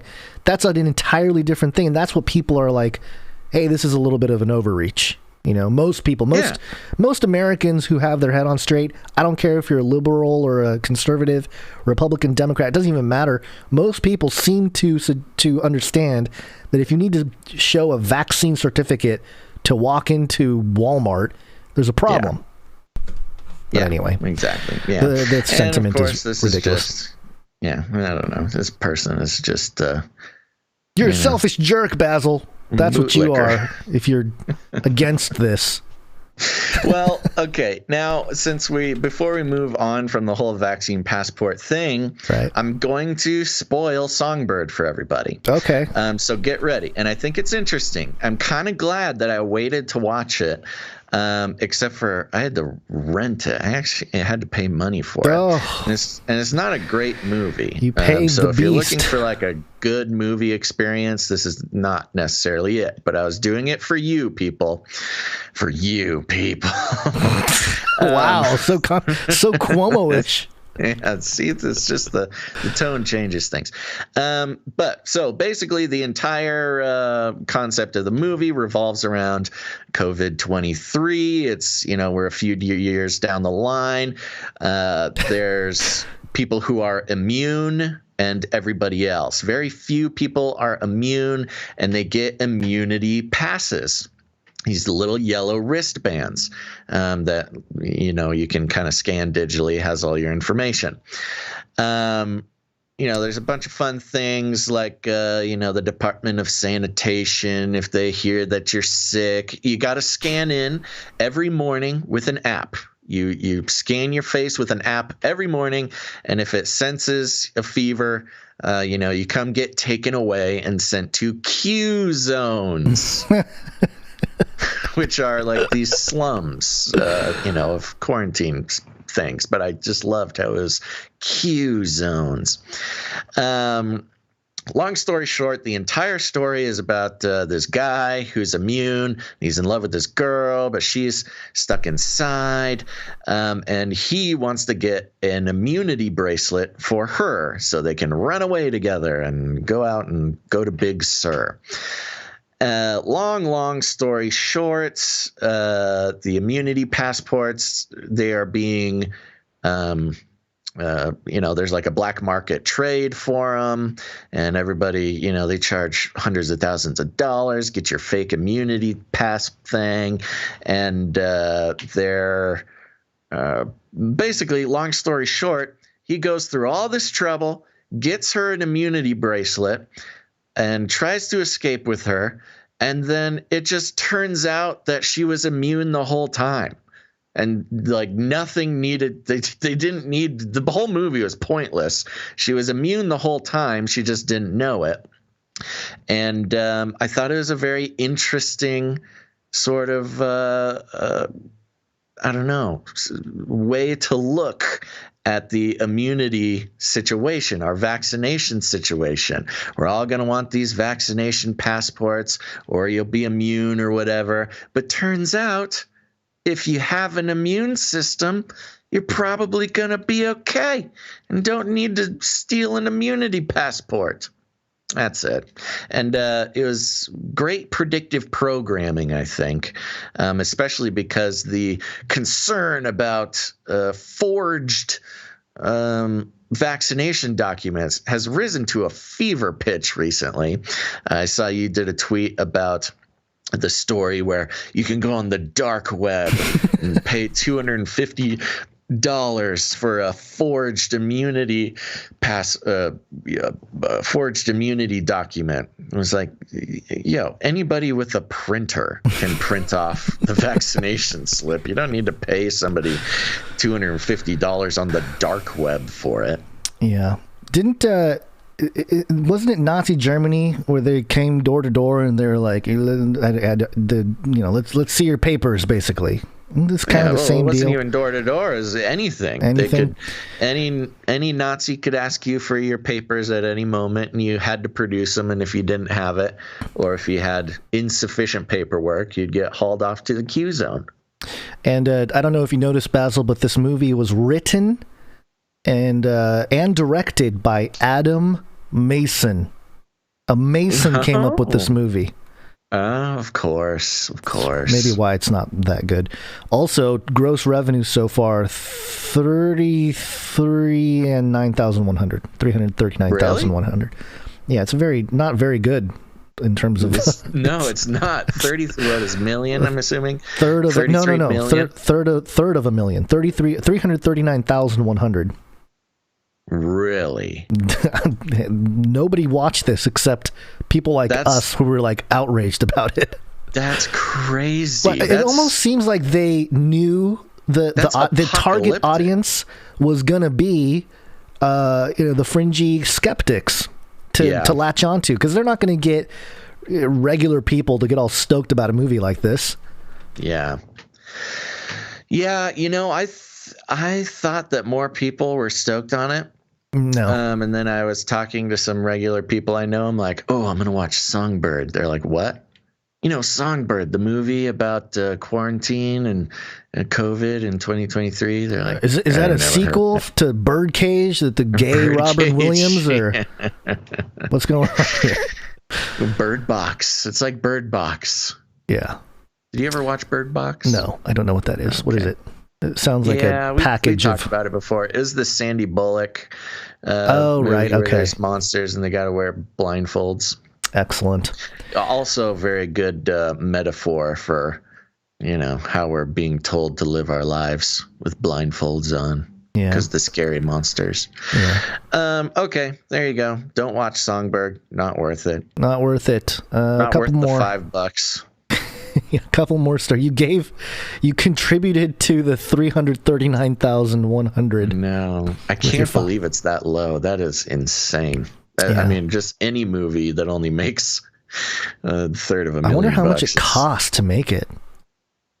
Probably not a lot. You know, you could tell they were making it during quarantine because there's no more than 2 people, you know, in a shot at any one time. So they were having to social distance. You know, it was pretty obvious that it was not a blockbuster hit. On IMDb, it's down 270 spots. Popularity 670. So, yeah. That's higher than I would have expected. Oh, so close to 666. Oh, yeah. Yeah, maybe it's on its way there. Yeah. Anyway, right. What's next? Couple more things here. A pandemic special. This is Canada.ca. This is the Canadian website here. NACI Rapid Response. Recommended use of AstraZeneca COVID-19 vaccine in younger adults. NACI recommends that AstraZeneca COVID-19 vaccine should not be used in adults under 55 years of age at this time. Oh, interesting. So they've been going kind of back and forth on the whole deal. Now they're saying nobody under 55 should get it. Why is that? Do we really want to get into the rationale? Well, I'm curious. Are they saying it causes... If they're saying it causes blood clots, that was the first reason. Yeah, rare cases of serious blood clots, including cerebral venous sinus thrombosis associated with thrombocytopenia, have been recently reported in Europe following post-licensure use of AstraZeneca COVID-19 vaccine. Cases identified so far have been primarily in women under age of 55, although cases in men have also been reported and have mostly occurred between 4 and 16 days after receipt of vaccine. Yeah. Were you saying so anybody under 55 should get it? Should not get it. So people only over 55 can get the AstraZeneca. They're trying to kill all the old people. Yeah, that's interesting. Yeah, why would they make that restriction if they have like some known issues? Well, the known issues, that's what they're saying. The known issues came in Europe. Most of the people that got the issues, the blood clots, were under 55 and they were women. So yeah, it's it sounds sexist. Like AstraZeneca is not paying the right people in Canada. Yeah, they're sexist. The vaccine is sexist and ageist. So. Okay. Yeah, just thought I'd tell everybody. Well, we knew that. Yeah, we knew that already. And of course, we can't, And racist. Yeah, well, yeah, we already knew that one. That one's a given. Yeah, that one's, true. We don't even have to say it anymore. It's just a... Okay. We can't do a segment about vaccines without mentioning Pfizer. This was, somebody dug this up from CNN back in 2009. CNN sounded much different in 2009 than it does now. Now it's just, a Cuomo brother or a Anderson pooper, making some statements about how everything is racial and whatever. But this report from Pfizer 2009. It is the world's largest pharmaceutical company. And that's why this news last fall sounded like a huge victory for the government and a huge loss for Pfizer. The largest healthcare fraud settlement in the history of the Department of Justice. The government was building a case against Pfizer for fraudulently marketing a drug that had raked in hundreds of millions of dollars in profits, a painkiller called Bextra. Pfizer aggressively marketed it for uses and in doses not approved by the FDA. Instead of prescribing, say, ibuprofen at pennies a pill, they prescribed Bextra at nearly $3 a pill for all kinds of unapproved uses. Sales were very good.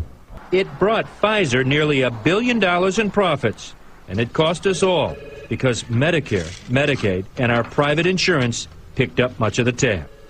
Mike Laux, then a federal prosecutor in Boston, launched an investigation. If the company is able to push the product for the unapproved indication, then it makes a mockery, if you will, of the FDA approval process. Even though prosecutors said the illegal conduct was tolerated and encouraged by sales managers across the country, Pfizer escaped the ultimate punishment. Just as giant banks on Wall Street were considered too big to fail, Pfizer was considered too big to nail. Why? Because a company convicted of major fraud would automatically be kicked out of Medicare and Medicaid. Pfizer would no longer be allowed to bill any federal health programs for any of its products. It would be a corporate death sentence. If a company like Pfizer is excluded from Medicare and Medicaid, they're out of business. Lewis Morris, a top lawyer at the Department of Health and Human Services, told us Pfizer's collapse could leave thousands out of work, millions not getting their medications. We have to ask whether, by excluding the company, are we harming our patients? Are we harming the beneficiaries who need these critical drugs? The logic is just outstanding. Yeah, so isn't it? Pfizer's holding America hostage. Basically. Yeah. They basically said, held if you shut us down, what's going to happen to all the people who rely on us? Yeah, that's incredible. It's a very similar argument to the 2008 collapse of the banks. Yeah. What would happen if they shut down all the banks? What are people going to do with their money? Yeah. So, yeah. I don't think we ever ran down the list of the Pfizer lawsuits over the years. Ooh, you have it? I have it in front of me. Oh, nice. Yeah, so Pfizer has been in big trouble for a very long time. In fact, I'll just start off the list with Pfizer received the biggest fine in U.S. history as part of a $2.3 billion plea deal with federal prosecutors for mispromoting medicines, that's Bextra and Celebrex, paying kickbacks to compliant doctors. Pfizer pleaded guilty to misbranding the painkiller Bextra by promoting the drug for uses which it was not approved. That's the one you were just mentioning. Biggest fine in U.S. history for that deal. In the 1990s, Pfizer was involved in a defective heart valves that led to deaths of more than 100 people. Pfizer had deliberately misled regulators about the hazards. So this is not just whoopsies, made a bad thing. Deliberately misled regulators. The company agreed to pay $10.75 million to settle Justice Department charges. That's like a slap on the wrist. Totally. 10.7 million. Well, I guess in 1990 it's a lot, but still. Pfizer paid more than $60 million to settle a lawsuit over Resulin, a diabetes medication that caused patients to die from acute liver failure.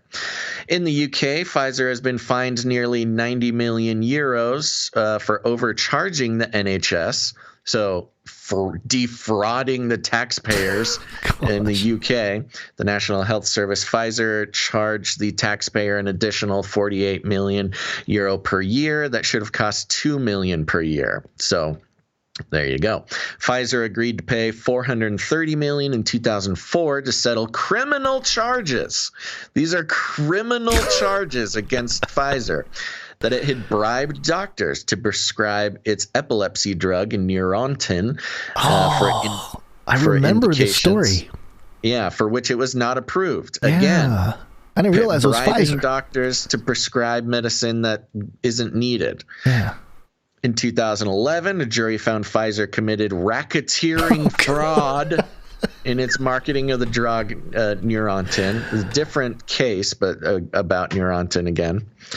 Pfizer disclosed that it had paid nearly 4,500 doctors and other medical professionals some $20 million for speaking on Pfizer's behalf. Again, illegal. In 2012, the U.S. Securities and Exchange Commission announced it had reached a $45 million settlement with Pfizer to resolve charges that its subsidiaries had bribed overseas doctors and other healthcare professionals to increase foreign sales. Pfizer was sued in a U.S. federal court for using Nigerian children as human guinea pigs without the children's parents' consent. Pfizer paid $75 million to settle in Nigerian court for using an experimental antibiotic, Trovan, on the children. The company paid an additional undisclosed amount in the U.S. Undisclosed amount in the U.S. to settle charges here. Pfizer had violated international law, including the Nuremberg Convention, established after World War II due to Nazi experiments on unwilling prisoners. Hello. Yeah. People, come on. Among widespread criticism of gouging poor countries for drugs, Pfizer pledged to give $50 million for an AIDS drug to South Africa. Later, however, Pfizer failed to honor that promise. So, and it goes on and on. This was kind of a truncated list that I found over here on Matthews and Associates. Lawyers working for the people. Yeah. So, yeah, I mean, it's just insane they just blatantly are not just like whoopsies. These are like federal criminal complaints, and they're paying out billions of dollars for purposefully breaking the law. And yeah, it goes back to what you played in that CNN clip. Too big to nail. They are holding the U.S. and now, dare I say it, the world hostage, and again, to bring it back, Brazil, the Brazilian government was trying to cut deals for the Pfizer vaccine, but they wanted, to be able to have compensation for if and when people get hurt by the vaccine. And they said, no way, Jose. And Pfizer wanted Brazil to give up its military bases as collateral for the deal. That's right. Pfizer wanted Brazil to put up its military bases as collateral for the vaccine deal. It's just insane. What else is there to say? Why would anybody trust...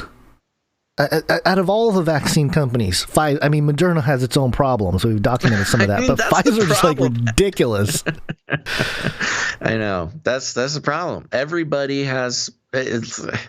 Even just going off of, if you're just reading the Better Business Bureau for Pfizer, you wouldn't trust a single the history product to them. It's crazy. Stop this progress before it is too late. Yeah, and in that, with that, Gons, I think it might be time to take a little breather. Yeah. It's break time.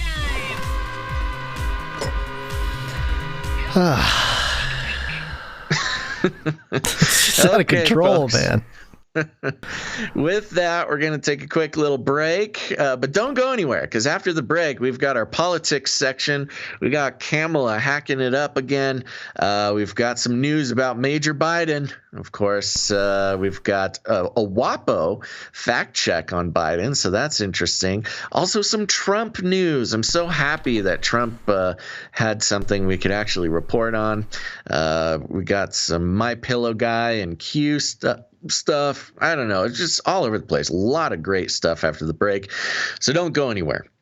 But before we do, we want to take a second and thank some of our producers. Woo!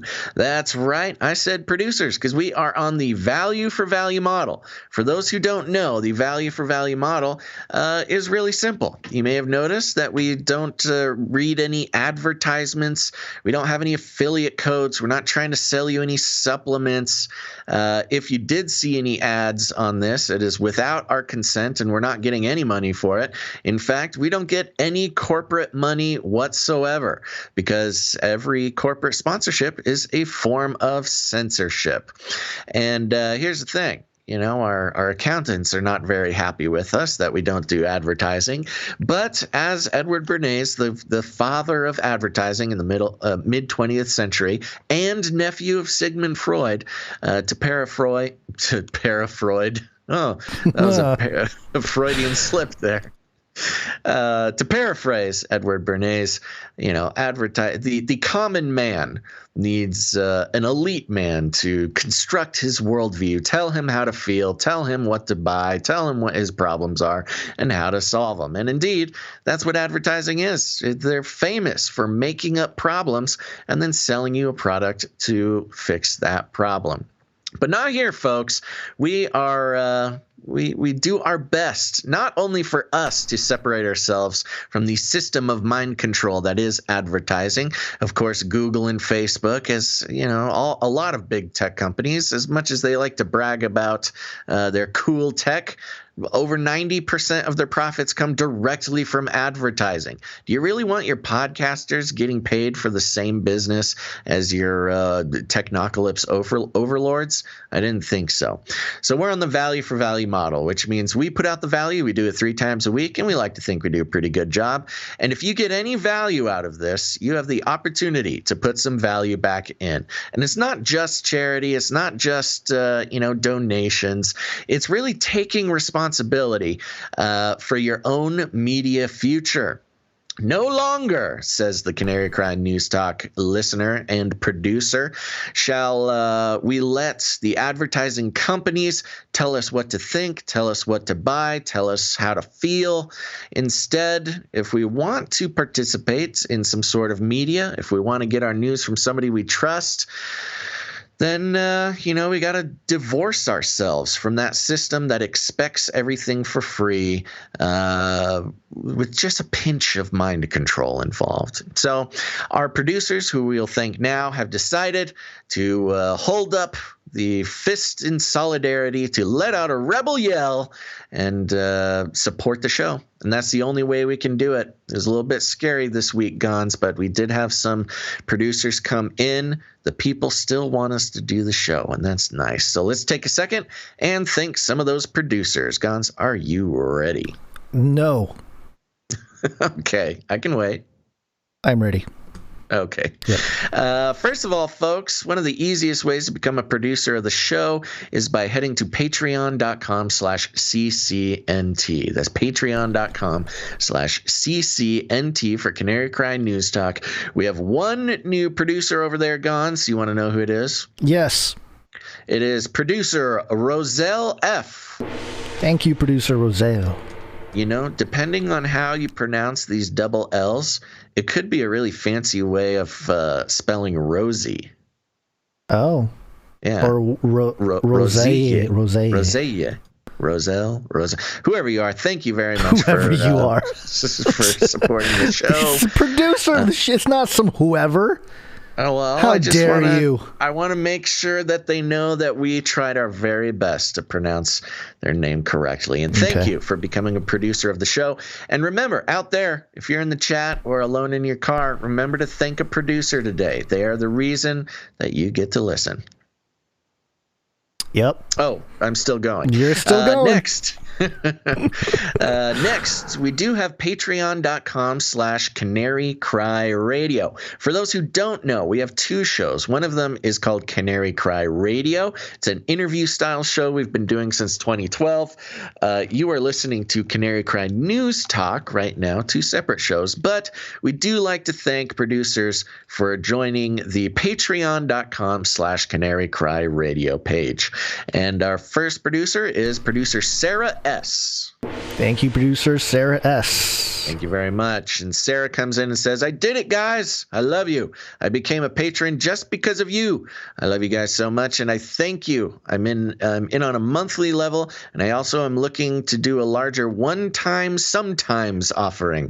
I didn't see a way to do that one-time gift, but I can look again. I love you guys so much. We love you, Sarah. Thank you so much for being a producer. And yes, those one-time, sometimes producerships are not on Patreon, but you can do that over at canarycryradio.com/support, which we'll talk about in a second. But thank you very much, Sarah. Thank you for all the love, and we love you back. Yeah, thank you, Sarah. Next, Gons, we have producer Adam M. Was that Adam Mason? The producer, the director of Mason, of Songbird, producer and writer of Songbird, the lowest grossing movie I've ever seen.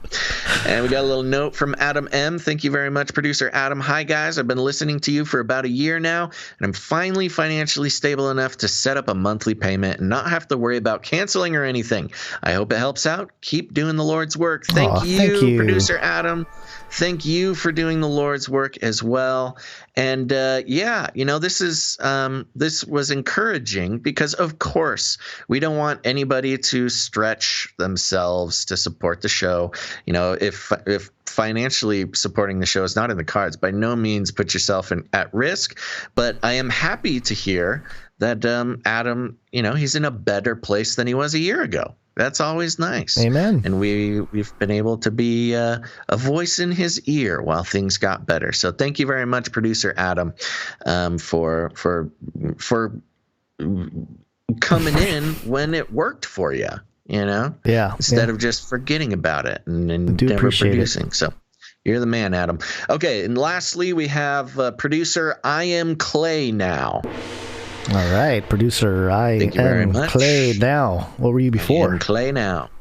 Yeah, that's a good question.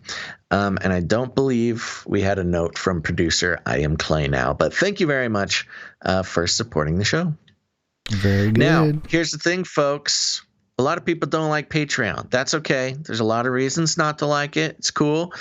We support you no matter how you want to become a producer of the show. That's why we have canarycryradio.com/support. canarycryradio.com/support.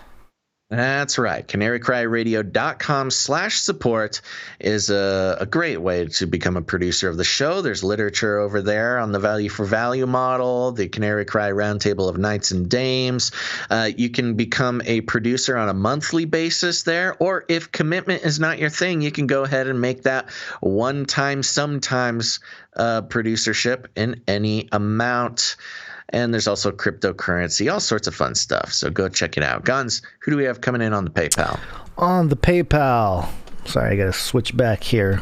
I do things. I'm like doing things behind the scenes here while you do your thing here at the beginning. I know that. Getting stuff that's going to publish later set up and whatnot. It's part of the teamwork. I blab for as long as possible, which gives you a chance to get things done. Keep yapping, do your man. taxes. Keep yapping, man. What does he say? Oh, keep yapping, man. Keep yapping, man. Yeah. It's from the debates. Speaking of which, since you brought it up, okay. I have been told by Jade Bouncerson that the show notes that you have up for today's... Already fixed. You already fixed it. Already fixed. fixed. You're on him. All right. Okay, and not only that, I was on the... well, we'll get to it. Okay, first up here from the PayPal producers... I don't know if you fixed it. I just reloaded and it's still the episode 317. Well, then it's not my problem. It's the problem of Restream. Because I fixed it. Restream, right. Why aren't you helping out? All right, or maybe flush your cash or something. All right. First up, cash. I'm trying to get to the producers. Oh, what? Okay. Are you ready? I'm ready. Are you ready to thank producers from PayPal? Ready when you are. Okay. Oh my gosh. I'm just making sure. Okay. All right, I want to thank our first PayPal producer, Lydia G. What is your issue today, man? Me? I'm waiting for you. You're sitting over there in silence. Well, yeah, because you kept talking over. So because I tried to get into it like 4 times, and you kept like running into me. It's your fault. Next up, thank you, producer Lydia G. She's actually a new subscriber, so thank you, producer Lydia. Yeah. We appreciate monthly producer Lydia. Yes. Next up, producer Samantha M. Thank you very much, producer Samantha M. Yeah, I appreciate that. Next up, we have producer Saul coming in with the pocket full of 7s. Woo! Thank you very much, producer Saul. And he has a note for us. Hey, Gons Basil, just thought I'd mention that I often listen to your show a second time each episode on Spotify while I work, and today something weird happened. Normally, you guys are on my top 6 when I open the app or on my recently played, and today you guys were removed from both. I had to search your podcast, which I haven't had to do in ages. This was a first for sure. Has this happened to anyone else? So maybe in the chat, if you do listen to the show, well, I guess if you're in the chat, you probably don't listen to it on Spotify. But if you're listening now and you're listening on Spotify, let us know if you had some issues with finding us. It's possible that, Spotify looked at our transcript and decided to remove us from I wish we had a recurring transcript. thing. Well, they have a transcript of us. Funky little things happen like that all the time, but I have not heard of anybody else having the problem. It does not surprise me. No, not at all. But good job, Saul, for persevering. Yeah, appreciate you checking it out on multiple outlets there. Next up, we have producer Malik. Thank you very much, producer Malik. And finally, we have producer Kimberly W. with a pocket full of sevens. Thank you very much, Kimberly W. And that's the one I actually had in there, Basil. I think you put it in there after I did. I tried to get it to it. I didn't. Yeah, okay, I see it. It is in there twice. Yeah. And Kimberly says, Widget the Poofy Cat says, hi. Thanks for being one of the only sources of news that is safe for my psyche. Ooh, safe for your psyche. I like that. We can add that in somewhere. Yeah, we are safe for people's psyches. So that is the list of financial producers for this episode. You can go to canarycryradio.com/crypto to contribute with your cryptocurrencies. Actually, let me check. I'm certain we didn't get any new crypto donations, but I can take a look there for a second. Okay. Jade Bouncerson, thank you for the timestamps. And yes, we are trying to expand the whole concept of timestamps and chapters with Podcasting 2.0. And so she's contributing to that endeavor. And by the way, with Podcasting 2.0, we are on Breeze. It's an app that's still in development, but we have the ability to accept Satoshis. Those are the smallest units of Bitcoin through the app. And anybody interested in that, take a look, because we're on the cutting edge of some of that stuff that is not really common yet, but. Yeah, Podcasting 2.0. I think one day we're going to do a real deep explanation, maybe a whole piece on it, just so everybody can understand. I know a lot of people still just watch the videos on YouTube and stuff, but podcasting is a much more decentralized, uncensorable style. Is kind of like the ham radio of audio broadcasting right now. It's a very safe way to make sure that you get the podcast and it doesn't disappear into censorship the Google hole. Yeah. But yeah, Podcasting 2.0 currently being developed by a great team, and one of the notable participants, Adam Curry over there on the No Agenda show, the original podfather of podcasting, which will include cool things like podcast chapters, which just seems like a duh. I mean, that's like, it's about time that becomes like a normal thing.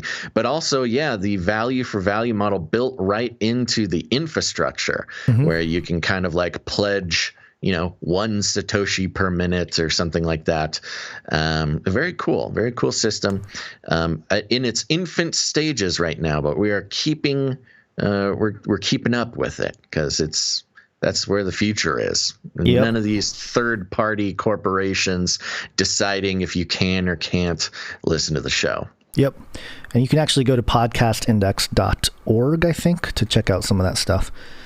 If you're into it, it's a little bit techie and whatnot, but some people do enjoy it. Other ways you can support the show is with your time and talent. You can send us jingles, or you can send us art. One art, please.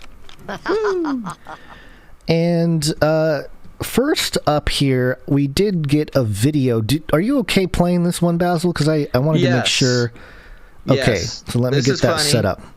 I will say, why don't you do it first? Yeah. Okay, so here it is. I don't know about the music. I just don't want to deal with the copyright thing, but we'll play it anyway. Here's a for those of you watching. I'll just play the music lightly. It's an 8-second clip of an Asian woman. I think. She has a mustache. I don't know what's going on, but so this was the Canary Cried Dutchman, was it not? This was producer Lloyd. Yes, producer Lloyd. Okay. Producer Lloyd, who made your happy birthday Trump deepfake. Yep. You followed through and heard me talking about, we were talking about the social media 50-year-old man who deepfaked himself into being an attractive young woman. And I made lots of comments about, hey, maybe that's a solution to my problem. I'll just deepfake myself into an attractive young Asian woman. And thank you to Producer Lloyd for following through. This is hilarious. And I will say, before anybody gets too excited, Producer Lloyd did comment, there's no pictures of Basil on the internet, so it was really hard to make a deep fake of him. But, I think it's the spirit of the thing comes across. I kind of was looking at it. Don't get too excited. I don't think it looks too much like me. I think there's the features, categorically the features are similar, but that doesn't come as a surprise to anybody. But this was, I was very happy. I was flattered, Producer Lloyd, that you would make these dreams come true of me being deep faked into an attractive Asian woman. It might be your actual mouth, though, because you have shown the mouth might be, yes, my mouth you can see sometimes on the internet. I don't think a picture exists of my actual eyeballs, but this was a really good shot. Took a good swing at it, Lloyd, and it's the thought that counts, and I appreciate it very much. Yes, so this is the kind of thing that I don't think any other show. It's hilarious to watch. It's hysterical. Having it on loop. I would be very curious what other podcast gets deep fakes of the hosts in as pieces of art. I mean, we've got to be on the bleeding edge of that. I don't think there's any other podcast getting that much. Well, maybe, I don't know, some of the bigger ones get that kind of attention. But who knows? Who knows? Not independent there we ones. go. The King's Kid. Yes, Producer Lloyd is over in Twitch today. Okay. Yeah, thank you very much, buddy. Perfect. Thank you, Producer Lloyd.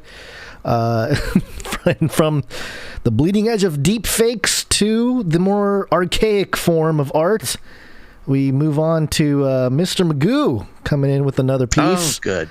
The True Adventures of Basil and Gons, Episode 1, The First Encounter, also called Da Da Da. Okay. And Da Da Da. Do you want to read through? So this is regarding our origin story, yes. Our Marvel Cinematic Universe origin story, where we were working in the same room in the tech department of a megachurch in Southern California. But it says here, The True Adventures of Basil and Gons, Episode 1, The First Encounter, also called Da-Da-Da.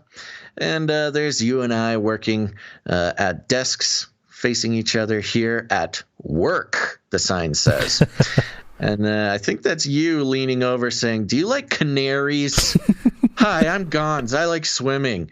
And Basil with googly eyes, in real life googly eyes and a little man bun. Why, yes, Basil is the name. Rapping news is my game. And the rest was history. Very, very good summary, Mr. Magoo. That's almost exactly how it happened. We should just put this on the About page. Just if anybody asks how it got started, just there you go. In one piece of art. Thank you, Mr. Magoo. Thank you very much, Mr. Magoo. Always a pleasure. Yes. Next up, we have one from the Hungry Hungarian. Oh, good. With his blue sketches, his famous blue sketches. Blue pen. Yep. And the sketch of... Oh, yeah, I think his other thing is Mr. Jab, but we call him the Hungry Hungarian. Oh, okay. So this was very fun. He's got a great pen style. This kind of reminded me of, never mind. I'm not that much of an art connoisseur. I know so you start mentioning names of people that we don't know. Yeah, names of artists that I barely know anything about. But this is the picture of a man sitting in a chair facing an easel with a painting palette there on the ground. And on the canvas is a painting or an image of what looks to be like a fireplace with some logs burning. And then within the fire of the fireplace is the all-seeing eye. And he's holding out his hands as if he's keeping warm by this painting of the Illuminati eye. And down below it says, most people don't really want the truth. They just want constant reassurance that what they believe is the truth. Ain't that the truth? Ooh. Yeah, very good. Thank you very much to the Hungry Hungarian. What is the name you said he's also going by here? Sketch Mr. Jag? By Mr. Jag. Mr. Okay, Jag, there we go. I just want to make sure we call him what he wants to be called. This is great. This could this could get pinned up on the refrigerator. Yeah, t-shirt material. Speaking of which, next up, producer Ali, and wow, just incredible. I don't even know how to explain it. You can give it a go. I know what the reference is, but I don't know if this is warranted or not, and certainly it is not, but I've come to feel very proud of producer Ali, because, you know, she's pretty much created a piece of art for, I'm almost positive, every single episode, maybe minus one, in the past year, which is 3 episodes a week for an entire year. That's 156 or so pieces of art. And I mean, she was great to begin with, and I know we say it every show, but you know, I feel proud, like a proud, not like a dad, maybe not even like an uncle, but like a proud, maybe not even like a teacher. I mean, I don't even know. Running out of influential adults in people's lives. I know. But like a coach? See, I'm trying not to give myself too much credit because I have nothing to do with it. It's just I've been able to watch it, and it's wonderful to watch. Anyways, like the local librarian, seeing a young child go from. Yes, I'm like I'm like the encouraging librarian. Yeah, there you go. Yeah, that's me. Okay, today's image, I don't have the text of it, so I'm going to take a run at it. Yeah, if you have a note, you can tell me. A beautiful picture of a cat. It's Monty. Maybe that's it's of one course, of the Monty. Monties. Yeah. Yes, one of the Monties. For those who are new to the show, I have 3 cats. They're all named Monty. Leaning into the frame, sniffing at what I can only assume is a salmon arm or an armed salmon. It's it's a salmon, and at the front, underneath the face of the salmon, you can see some human fingers sticking out. I know, it's kind of creepy looking. It really is. It took me a second to get it, but. What does the note say? The full caption here. One of the Monties has located the source of the bad smell in your domicile. It is a salmon arm from Monday's mushroom picking Flippy story. That's what it is. Kind of a combination. Yeah, very good. The smell is still here. I looked around. I can't find anything. I don't know what the smell is in my studio here, but you get used to it. All right, that's another beautiful. excellent Thank piece. you very much, producer Ali. Great job. Keep it going. And last but not least, from the art world, we have producer Teresa, and she has a little piece of art here. Fun and Flirty Podcast, number 14344. I don't know what the numbers are for. Do you know what the numbers mean? I'm not sure either. No. It's got me on the left there. Happy wife, happy life. Shiny, uncrusty. That's my new shaved look there. And then on the other side is you with the googly eyes. DC versus Marvel. Plants versus Bacon. And it has the rest of it kind of confuses me. What is it? Yeah, I'm not sure. I think that's a robot, a flippy robot. Okay. Just stealing our spouses.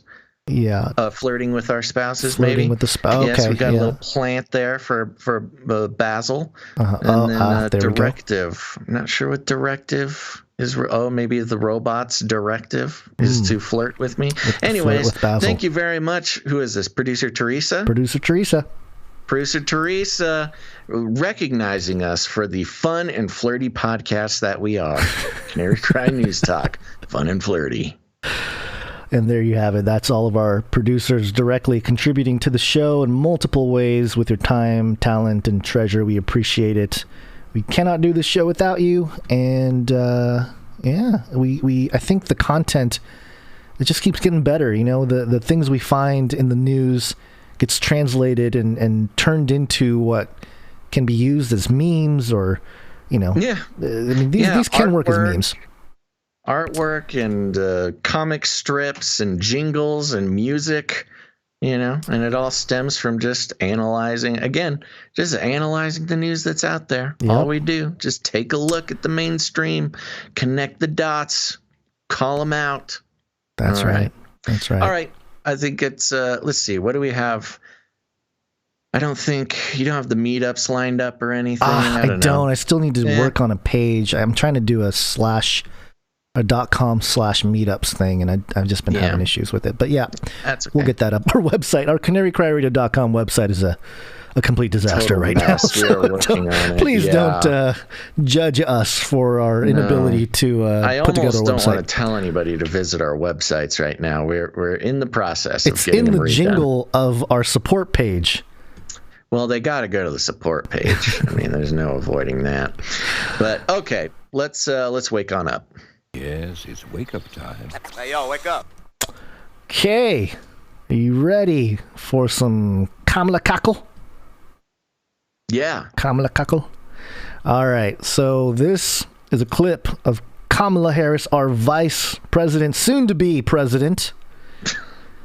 Just a matter of time here, and I think she knows it because she just can't handle herself. People are seeing that, affordable childcare is a big deal. More parents are seeing the value of educators when they had to bring their kids and said, we're not paying them nearly enough. Wow. Oh, yeah. What? It's like somebody's like tickling her feet with. Yeah, I was going to say, it sounds like she's being tickled. She's trying to fight weird. through. It's like she doesn't know what to say, so she laughs. The value of educators when they had to bring their kids. That's not coherent. And she doesn't say anything. No, that's what I'm saying. She doesn't know what she's saying. She loses her thoughts. So instead of Joe going, she does the laugh. Yeah, it's like a vocal cover up for having a blank or something like that. You know, this is a problem with her, and it's been a problem for a long time. These fits of laughter that she kind of breaks into at really awkward times. I mean, one of the more recent notable ones was, she was asked if she's going to visit the border, all the kids in pods, and go see the crisis, the humanitarian crisis at the border. And she just starts laughing. Yeah. It's like, what in the world? And it is. I think it's this nervous laughter where, when she doesn't know what to say or she's running out of, script or something, she just starts laughing. And it's almost like she's trying to cue everybody else to start clapping or something. Something, yeah. It's like, I'm laughing, so let's move on, or laughing, so don't worry about what I'm saying, something like that. And it's gonna catch up to her sooner or later. It's just, ow, frick, ow, sorry, this cat just clawed me so hard. Ow. Time stamping that is going at the top of the show for the RSS feed. Just you screaming in pain. I thought you were like trying to do so much blood. I thought, oh no. Oh my god. Do you need a break? I think Monty just loves Kamala so much. She was activated. Ow, that was like in there. There's so much blood. I love that line. There's so much blood. Hold on, I'm gonna try to time this. Are you okay? Are you literally bleeding? I'm okay. I'll survive. Okay. Let me try this. I have a little clip from the old Batman where the Riddler and the Joker laugh together. And the Joker, the Joker connection is interesting because on the day of the inauguration, she was wearing purple. And remember I pointed out how the Joker is usually seen wearing a purple suit, very similar to this purple suit that she was wearing. But let me see here. Educators when they had to bring their and said, we're not paying them nearly enough. I don't know. It kind of works, doesn't it? Yeah, I didn't even notice. You said you added something in there? So that's the Joker and the Riddler. Back to what I was mentioning. Yeah.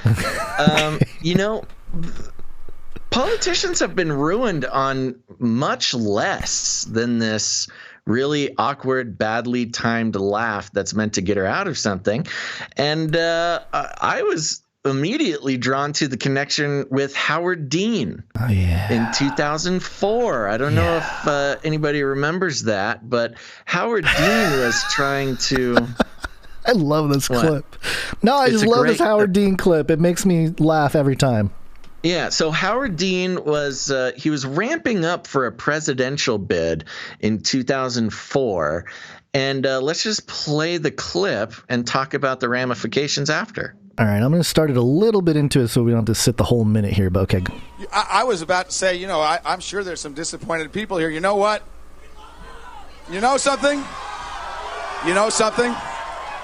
If you had told us 1 year ago that we were going to come in third in Iowa, we would have given anything for that. And you know something? Not only are we going to New Hampshire, Tom Harkin, we're going to South Carolina and Oklahoma and Arizona and North Dakota and New Mexico. And we're going to California and Texas and New York.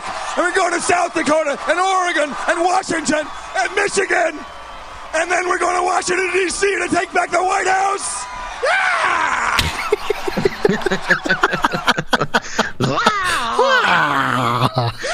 So, for those who don't know the story, Howard Dean was trying to become the president, and he had this little episode, and he gave out this little scream, and it stopped his presidential race in its tracks. He just immediately lost all momentum, and it was all pointed back to this weird noise that he made. And it's been used as an example of little eccentricities can really ruin a politician. Well, and this was nothing. It was just one little scream he did once, and people were calling him crazy. And not just Republicans either. The Democrat Party turned on him after this. I was going to say, maybe it was different. It was a different time, 2004 was. Yeah. Because if you think about it, that little rant there and the scream ruined him. It could have been just an excuse to get this guy out because the Biden has said so many more crazy things and he's still around. So I don't think it's just that, but I mean, it is interesting how the standards seem to have changed. Not to say that this Howard Dean scream, I don't think it necessarily deserved to stop his campaign. No. But whatever it was the straw that broke the camel's back, and it was dead in its tracks. But I have a feeling that this laughing thing might catch up with Kamala someday. Mainly it's not even the sound, whatever. Everybody's laugh is weird. Yeah. But just the timing. And she'll do it when she's talking about really sensitive topics. And I don't know. It's weird, man. Never do it, Slim Jim.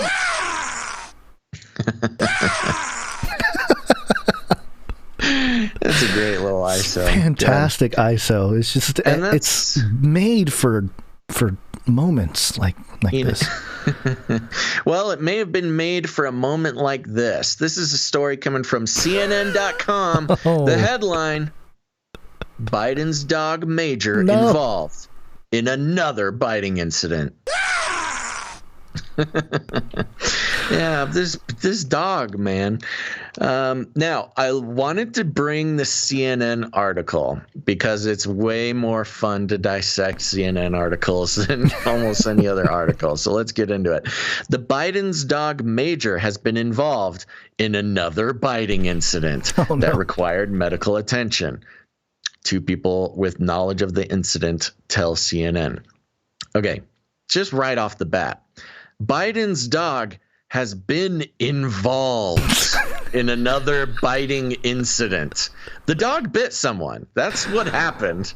But this is CNN. So, by the way, it's just to let you know, that video, there's normally websites have like a video at the top, like news websites especially. They have the video at the top and then they have the article underneath. The video has nothing to do with this incident. It has to do with Major Biden coming into the White House. It's it's like the same story they ran however many months ago. Puff piece. Yeah, it's a puff piece about the first dogs and whatever to be in the White House. So yeah, they're trying to soften the blow from the get-go. But go ahead here. Totally. The Biden's dog Major has been involved in another biting incident that required medical attention. Keep that in mind. It required medical attention. 2 people with knowledge of the incident tell CNN. When was the last time you got bit by a dog that required medical attention? I was bleeding a lot. Yeah, I'm bleeding right now. You just had your second or third Monty incident right on air. Yes. Basil's cat Monty has been involved in another scratching incident. The incident, which involved a National Park Service employee, took place on the White House South Lawn on Monday afternoon. The employee was working at the time and needed to stop in order to receive treatment from the White House medical unit. Again, interesting detail. The employee was working. Okay. He wasn't just like playing with the dog, or he wasn't lounging on the lawn. Okay, we get it. He was working. First Lady Jill Biden press secretary Michael LaRosa told CNN that Major is, quote, still adjusting to his new surroundings. He's drawn blood twice. Still adjusting. Quote, yes, Major nipped someone on a walk. Oh, I'm offended. Yeah, I know. Oh, yeah. Can you say nipped? What? No, you can. You can. It's not a big deal. Yes, Major nipped someone. Again, there was it required medical attention. But yes, Major Biden nipped someone. Out of an abundance of caution, the individual was seen by White House medical something and then returned to work without injury. The National Park Service did not immediately respond to CNN for a request for comment. Major, a 3-year-old German Shepherd adopted by the Bidens in 2018. Okay, we gotta make sure that we know it's a rescue. Who saved who? Am I right? Received training within the last 2 weeks, according to the White House, following a separate biting incident earlier this month. That's 2 in 1 month. Yeah. At approximately 5 p.m. Monday evening, Major was spotted on a walk on the South Lawn with a member of the White House staff. Reuters White House correspondent Jeff Mason. Again, another Mason. This is the second Mason to pop up on this episode. Tweeted a short video of the walk. Oh, good. Major is leashed in the video, something that has not always been the case during other walks by the Biden dogs around the White House when they are with the president and the First Lady or White House grounds Superintendent Dale Haney. On March 8th, Major caused an injury to a Secret Service employee at the White House, doing enough damage that the person needed treatment from the White House medical team. At the time, White House Press Secretary Jen Psaki referred to the injury as minor. I think it's injury. It's funny. His name is Major, but it was a minor. Okay, Major, minor, and chalked up Major's behavior to, quote, getting acclimated and accustomed to their surroundings and new people. Psaki said Major was, quote, surprised by an unfamiliar person. Again, they're re-reporting on the first attack. Yeah. Major and the Biden's older German Shepherd, Champ, were almost immediately sent to the Biden home in Wilmington, Delaware, following the incident, CNN previously reported. Psaki said that was a planned trip as the First Lady Jill Biden was headed out of town. President Joe Biden said in an interview with ABC News earlier this month that Major was receiving training. Quote, "You turn a corner and there's two people you don't know at all. And Major moves to protect," said Biden. "But he's a sweet dog. 85% of the people there love him. All he does is lick them and wag his tail. But I realize some people, understandably, are afraid of the dogs to begin with." 85% of the people in the White House love the dogs. That's such a weird number. I don't know if that number seems too low or seems too high or just too specific. It's just very strange. Like, obviously, he obviously hasn't done the math. I mean, that would be insane. If one day there's like an office poll going around while they're calculating exactly how many people love Major Biden. But it's just very strange. 85% of the people there love him.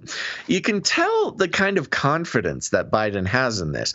Because if you're trying to say, like, oh, everybody loves him. Some people are afraid of dogs, understandably, but everybody loves the dogs. You would say, like, 99% of people love them. You know, if you're using it sort of euphemistically or metaphorically or whatever, you know, maybe you'd say 90% of people love them. Some people are scared of dogs. But to say 85%, it just seems like way too specific for me. And it gives the impression that, like, a lot more people don't like this dog than there should be. Yeah. This is the other comment from Biden here. Come on, man. So that's about it. Here's why I bring this up. Besides the fact that it's funny and there's weird quotes in it, I don't think this is the last time this dog thing is going to be an issue. I'm not saying the dogs are going to keep biting people, but there's going to be some sort of meta narrative put in place. I don't know when. I mean, maybe the next year or so. If I had to predict, I'd say before 2022. There's going to be some sort of meta-narrative with this dog that's going to be used for political purposes. Yeah, maybe the dog catches COVID. Maybe the dog needs to be put down and it's used for like some sort of sympathy thing. Maybe it's used as messaging for China. I don't know what it is, but you know, it's too much. You know, one time is one thing, two times is a coincidence. The third time, it's a pattern.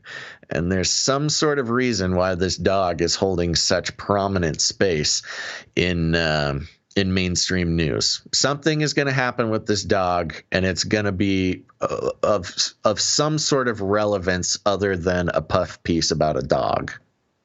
Because this is the third time. This is the third time that this dog has been in the news. Well, that's what I was going to say. The pattern has been established. Right. That's what I was going to say, was that Biden's injury was the first time we heard about Major Biden, correct? That he was chasing after him out of the shower and he got hurt or whatever. The first one that no, you're right, because that means 4. The first one that got me, that perked my ears up about this was the puff piece about who pours the kibble. The who pours the kibble puff piece. Does Joe or does Jill feed the dog? That was the first one. It came in like the first week of his presidency.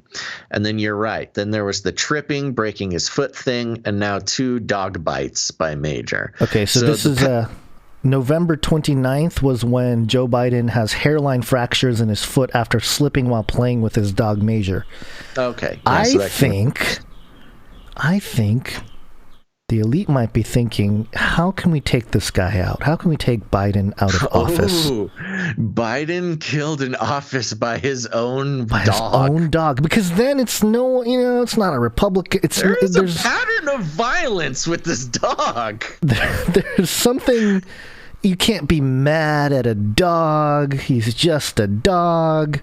Biden's the innocence of Joe wrestling with not Major. An assassination. It's not an assassination. There's no political motive. There's no geopolitical thing. You can stop the conspiracy theories in its tracks. But then playing both sides of it, they can say that he's a German Shepherd. So it's a Nazi salute, you know what I mean? All the cute people came from a Chinese-owned humane society. Yeah, there you go. You got all the marks of a really nicely controlled narrative that only people that will look into it would even connect the dots. Most people will say, "Oh, what a unfortunate situation. Why didn't Joe bring in the dog whisperer?" Yeah, I don't know, man. I'm putting it out there. We're right about too many things. I don't want to be flippant about this, but this dog has a pattern of violence. It's been in the news way too much. Something about this dog is going to be of significance in the future. Well, they do microchip dogs, especially those kind of dogs. There you go. You know? Well, maybe it's some sort of intelligence leak. The Chinese are listening to the White House through the microchip in Major Biden. Yeah. Well, we got more Biden news here. Hairy legs. Got hairy legs. Liar! This is Fox News. Biden earns 4 Pinocchios from Washington Post for false claim about Georgia voting law. I loved this. Liberal paper awarded Biden the designation reserved for whoppers. Yeah, this is Trump would get 4 Pinocchios. Yeah.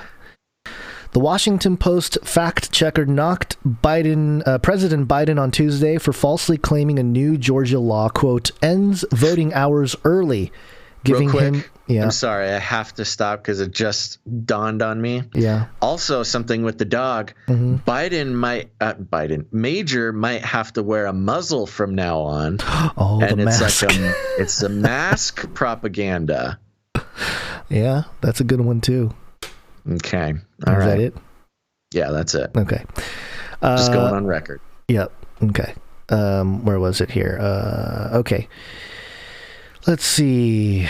The Washington Post fact checker knocked President Biden on Tuesday for falsely claiming a new Georgia law, quote, ends voting hours early, giving him its harshest rating of 4 Pinocchios for spreading the misinformation.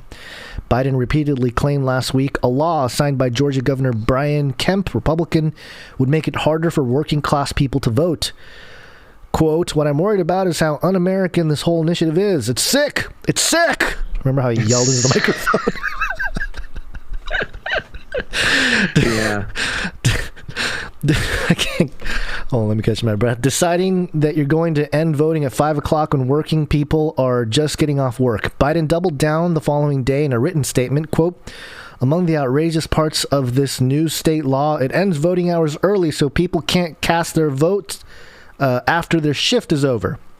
Washington Post fact checker Glenn Kessler wrote Biden's claim couldn't be substantiated. Quote, one can understand a flub in a news conference, but then the same claim popped up in an official presidential statement. Not a single expert we consulted who has studied the law understood why Biden made this claim, as this was the section of law that expanded early voting for many Georgians, Kessler wrote. Quote, on election day in Georgia, polling places are open from 7 a.m. to 7 p.m. And if you're in line by 7 p.m., you're allowed to cast your ballot. Nothing in the new law changes those rules. However, the law did make some changes to early voting, but experts say the net effect was to expand the opportunities to vote for most Georgians, not limit them, Kessler continued, noting some experts feel Biden may have been briefed on an outdated version of the bill. What are they doing over there at the White House? Kessler also wrote Biden may have gotten confused because the new law clarifies that early voting can be conducted, quote, beginning at 9 a.m. and ending at 5 p.m., as opposed to the previous framing that simply noted early voting, quote, shall be conducted during normal business hours. Quote, but as noted, the law also allows individual counties to set the hours anywhere between 7 a.m. and 7 p.m., so the practical effect of the 5 p.m. reference in the law is minimal, Kessler wrote. Quote, we sought an explanation from the White House for the reason for Biden's remarks, but did not receive an on-the-record response. Kessler explained why Biden earned the dreaded 4 Pinocchios for his falsehood. Quote, Biden framed his complaint in terms of a slap at working people. The law would end voting at 5 o'clock when working people are just getting off work, or ends voting hours early so working people can't cast their vote after their shift is over, he wrote. Many listeners might assume he was talking about voting on Election Day, not early voting. But Election Day hours were not changed. An additional mandatory day of early voting on Saturday was added, and 2 days of early voting on Sunday were codified as an option for counties. Quote, somehow Biden managed to turn that expansion into a restriction aimed at working people, calling it, quote, among the outrageous parts of the law. There's no evidence that is the case, he wrote. So there you go. That's why he earned the 4 Pinocchios. Yeah, you know, there's been all this talk about the Georgia laws. And yeah, during his press conference, his big press conference, he spent so much time about calling how it's so sick. It's sick. Getting very angry about these Georgia laws. And yeah, thanks to Washington Post fact checkers, liar, liar, pants on fire, Biden. Big, huge lie. What I'm worried about is how. Should we play that clip? I have it here. Sure, if you got it, might as well.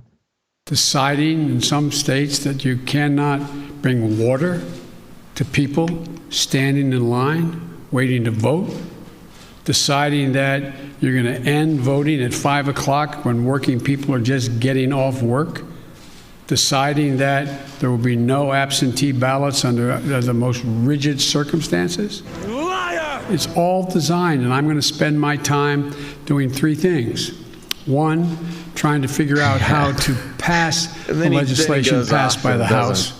I'm trying to get to the part where he gets mad. Republican voters I know. Number 2, educating the American public.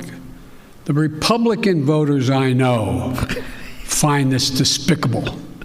Republican voters. Oh, hey.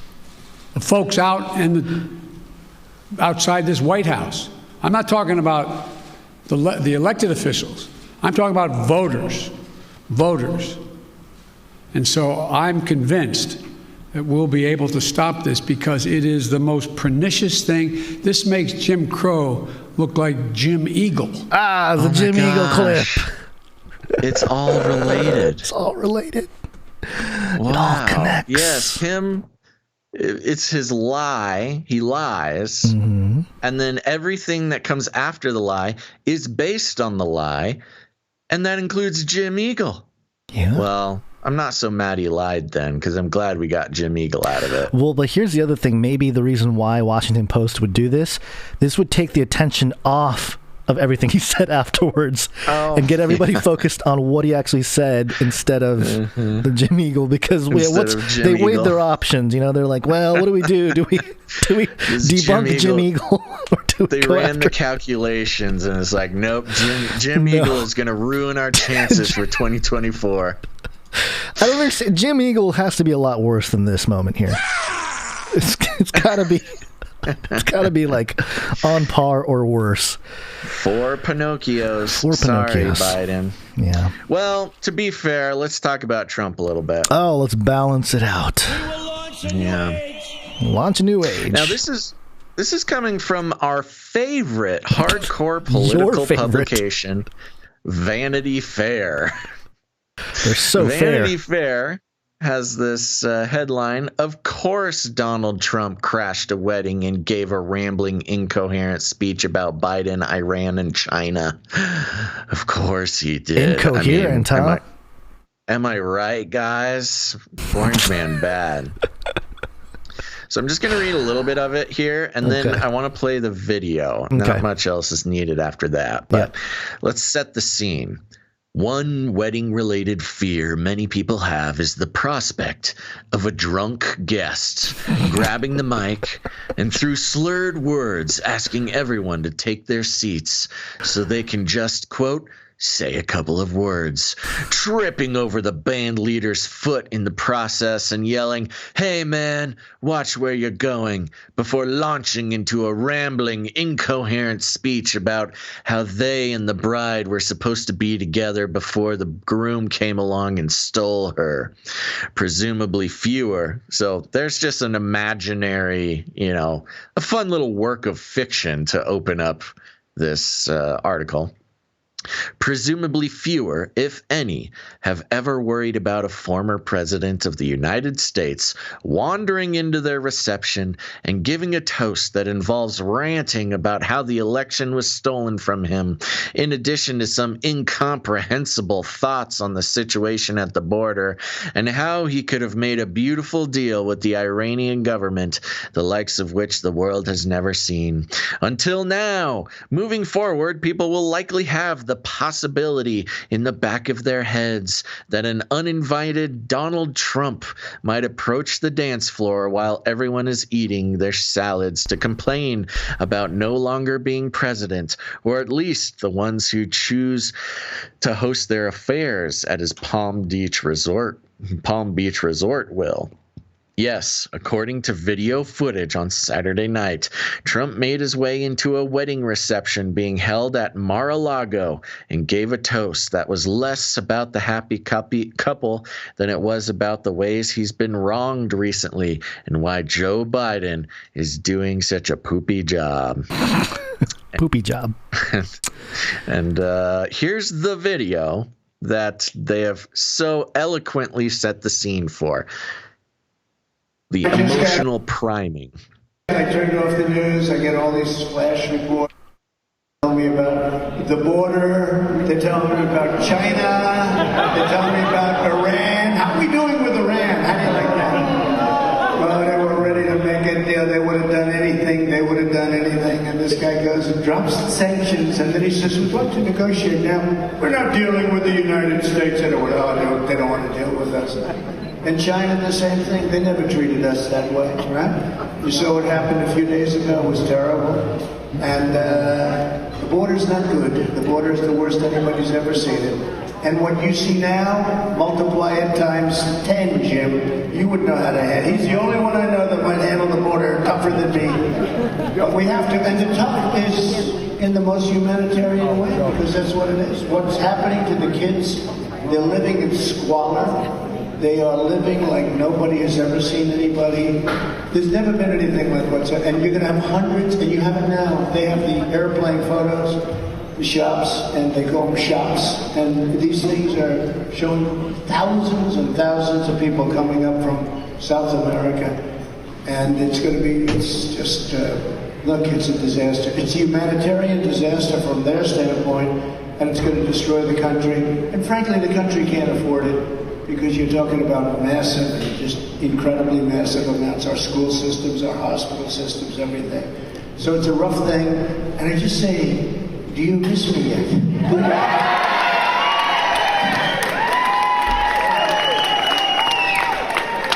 As we were saying, we did get 75 million votes. Nobody's ever gotten that. They said, get 66 million votes, sir, and the election's over. Well, I got 75 million, and they said, but you know, you saw what happened. 10:30 in the evening, all of a sudden they said, that's a strange thing.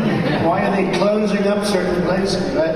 Now, a lot of things happening right now. I just wanted to say, it's an honor to be here. It's an honor to have you at Mar-a-Lago. You are a great and beautiful couple. And for many, many years, special. All right, there you go. That's the clip. And then he went into a rounding rendition of L is for the way you look at me. Yes, factual information. So, I mean, you can tell, obviously, the opening article that I read made it sound like he was belligerent, made him sound like he was rambling, that nobody wanted him here, yada, yada, yada. He was killing it. They loved him there. That was his zone. Right. I mean, if you're having your wedding at Mar-a-Lago, nobody who's not a fan of Trump is having their wedding at Mar-a-Lago. Right. So I'm sure having Trump show up at their wedding was just a huge bonus for them. And you can tell everybody in the crowd, they're cheering, they're laughing, they're agreeing with him. You hear, pictures getting taken. He obviously knows somebody there. He was calling somebody by name and inevitably did go on about how great the couple is, et cetera, et cetera. So anyways, this is Vanity Fair trying to make a whole lot of something out of nothing. And there you go. Sure, he went on a little walkabout talking about the election and how he would have done such a better job at being president, but he's Trump. What do you expect? And no, he's not drunk. He doesn't drink, I don't think, right?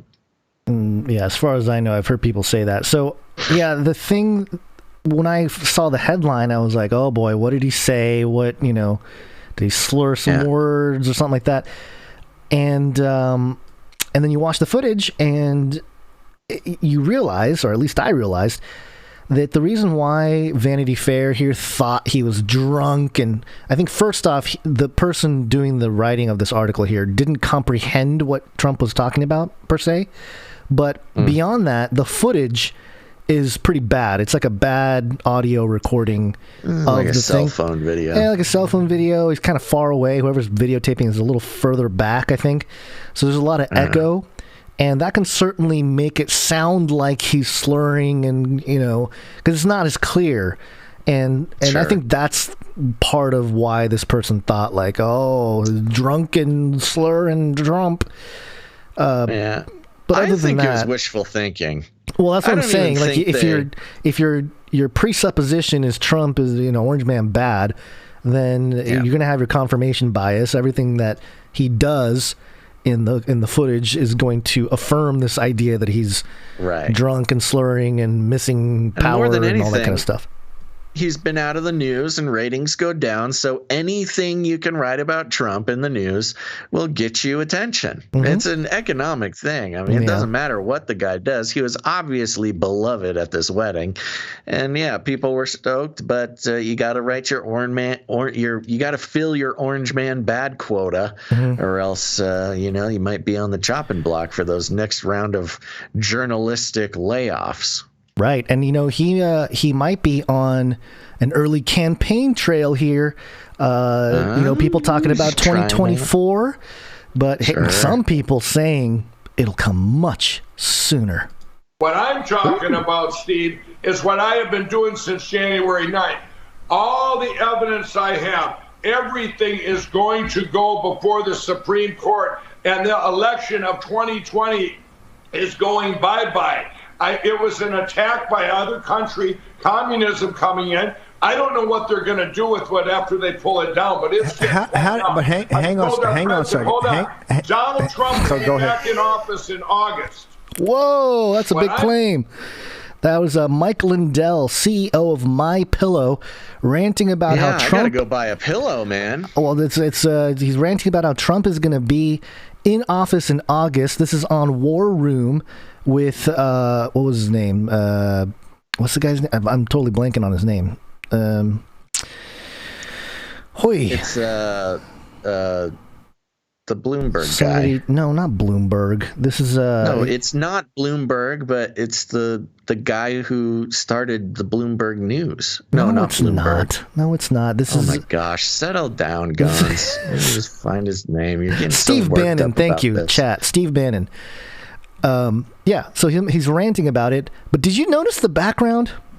Breitbart. Thank you. That's what I meant to say. Breitbart. Yeah. Did you notice the background there? No. Okay, so behind Mike Lindell is a painting of an eagle. One of the eyes, it's only showing one of the eyes of the eagle. It's got the blue marking there, and it kind of looks like the all-seeing eye. But then on the top left of this painting is a singular eye. Yeah.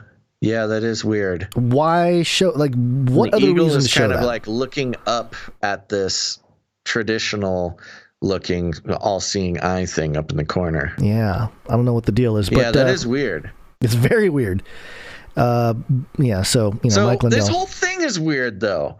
So again, I mean, Mike Lindell, he was sort of peripherally considered like a Q influencer, I would say. I don't think he ever explicitly talked about Q, but he was right there neck and neck with Linwood and it became it's the people that have been labeled Q by the mainstream. Because they picked up the narrative. They picked up the narrative the where the Q voter fraud stuff. Yeah. Yeah, but it's go ahead. Just to review, the president was supposed to be reinstated on March 4th. Then he was supposed to be reinstated on March 20th. Yada yada yada. We don't need to get into all that. But now Mike Lindell, the pillow guy, is saying that Trump is going to be back in office in August. And this is exhausting me. It's exhausting me. And you know what I think is the big point of this? I think he sells a lot of pillows. He's selling a lot of pillows. I think whenever he comes out and he picks up becomes the crusader for Trump, I think he sees a big bump in pillow sales. I know for a fact people bought a bunch of pillows of his strictly because of his defense of Trump and connection with trying to expose the voter fraud stuff. Now, to be clear, everybody knows where we stand on the shady things going on during the election, but I'm kind of tired of this. I'm kind of tired of this guy. I think he's selling pillows. I think this is an economic move for him. He's got a lot of fans, strictly the folks who would be watching the War Room. And if it is true that the Supreme Court was going to use whatever power that they have to put Trump back in office, which I don't think is possible. I mean, I'm no Supreme Court scholar, but I don't think if Mike Lindell proves that there is voter MyPillowGuy proving. Yeah, I don't think if he wins some sort of case in the Supreme Court, I don't think that they can go ahead and put Trump back in office. I don't think that's possible. But if it is, again, I'm no constitutional scholar, but if it is possible, can he just do it and then show us? Does there have to be this roiling up, this hopium again, peeking its head up to try to keep people on the line for Trump coming back in office? I just don't see who benefits from this. He does, because he inevitably sells more pillows, but who else benefits from being kept on the hook and kept doped up on the hopium until August, look, I'm just saying, if we're going by the previous pattern of these types of predictions, probably Trump will not be president in August. That's my wild prediction. But I just don't get it, man. Why this? Why so much? Well, first off, it's your point about why doesn't he just do it?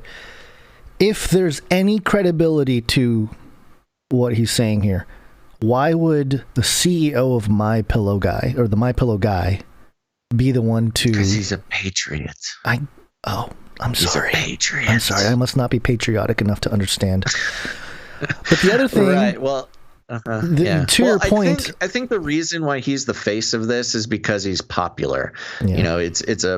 It's like putting out PR for the court case, which is this weird new phenomenon specifically around this thing where you have celebrities of a court case like Linwood or who's the woman who got sued by Dominion.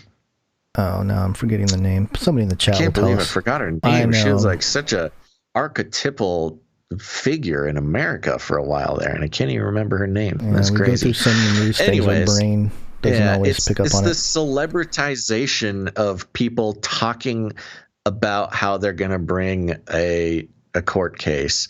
Sidney Powell. You, Sidney Powell. Yeah. Yeah, I don't know. So to your point about him trying to sell pillows, his pillows must be fantastic to be able to sleep at night, knowing that he is swindling the public with this nonsense that he's peddling out there. Nice one. Yeah. And again, I don't know if it's a swindle or not. I mean, I couldn't know. That's the whole point. There would be no way for me to know if what he's saying is true, if he really has, this all wrapped up in the way he wants us to think he does. There would be no way for me to know.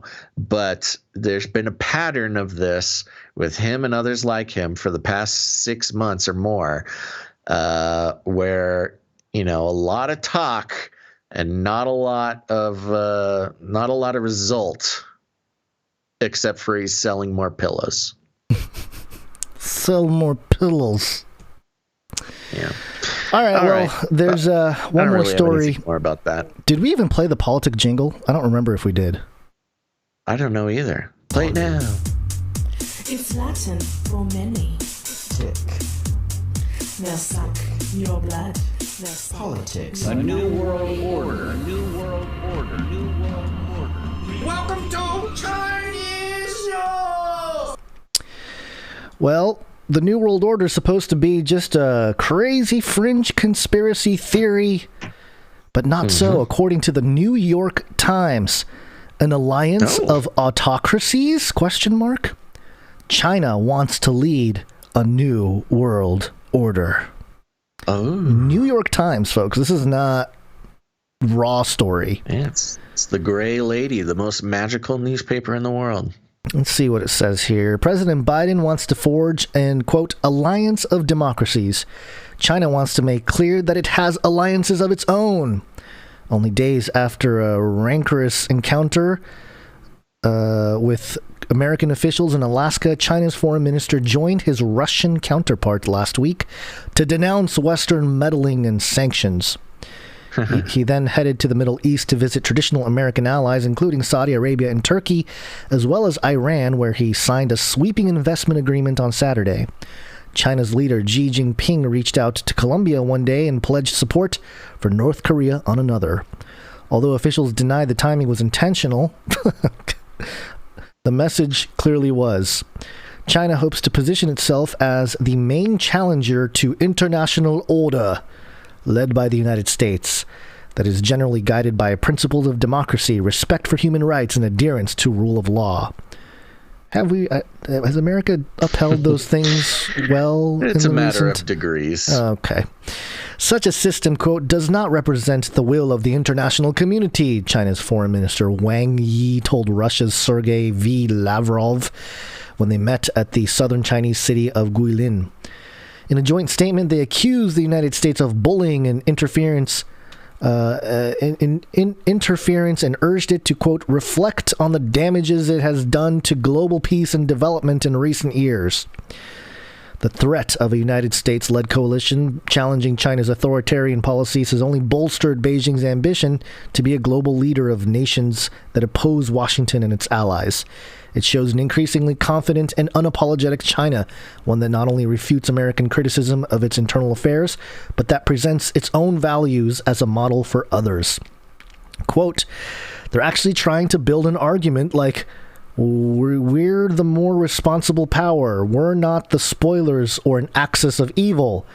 John Delury, a professor of Chinese studies at Yonsei University in Seoul, said of China's strategy. As a result, the world is increasingly dividing into distinct, if not purely ideological camps, with both China and the United States hoping to lure supporters. Mr. Biden made that clear in his first presidential news conference on Thursday, presenting a foreign policy based on geopolitical competition between models of governance.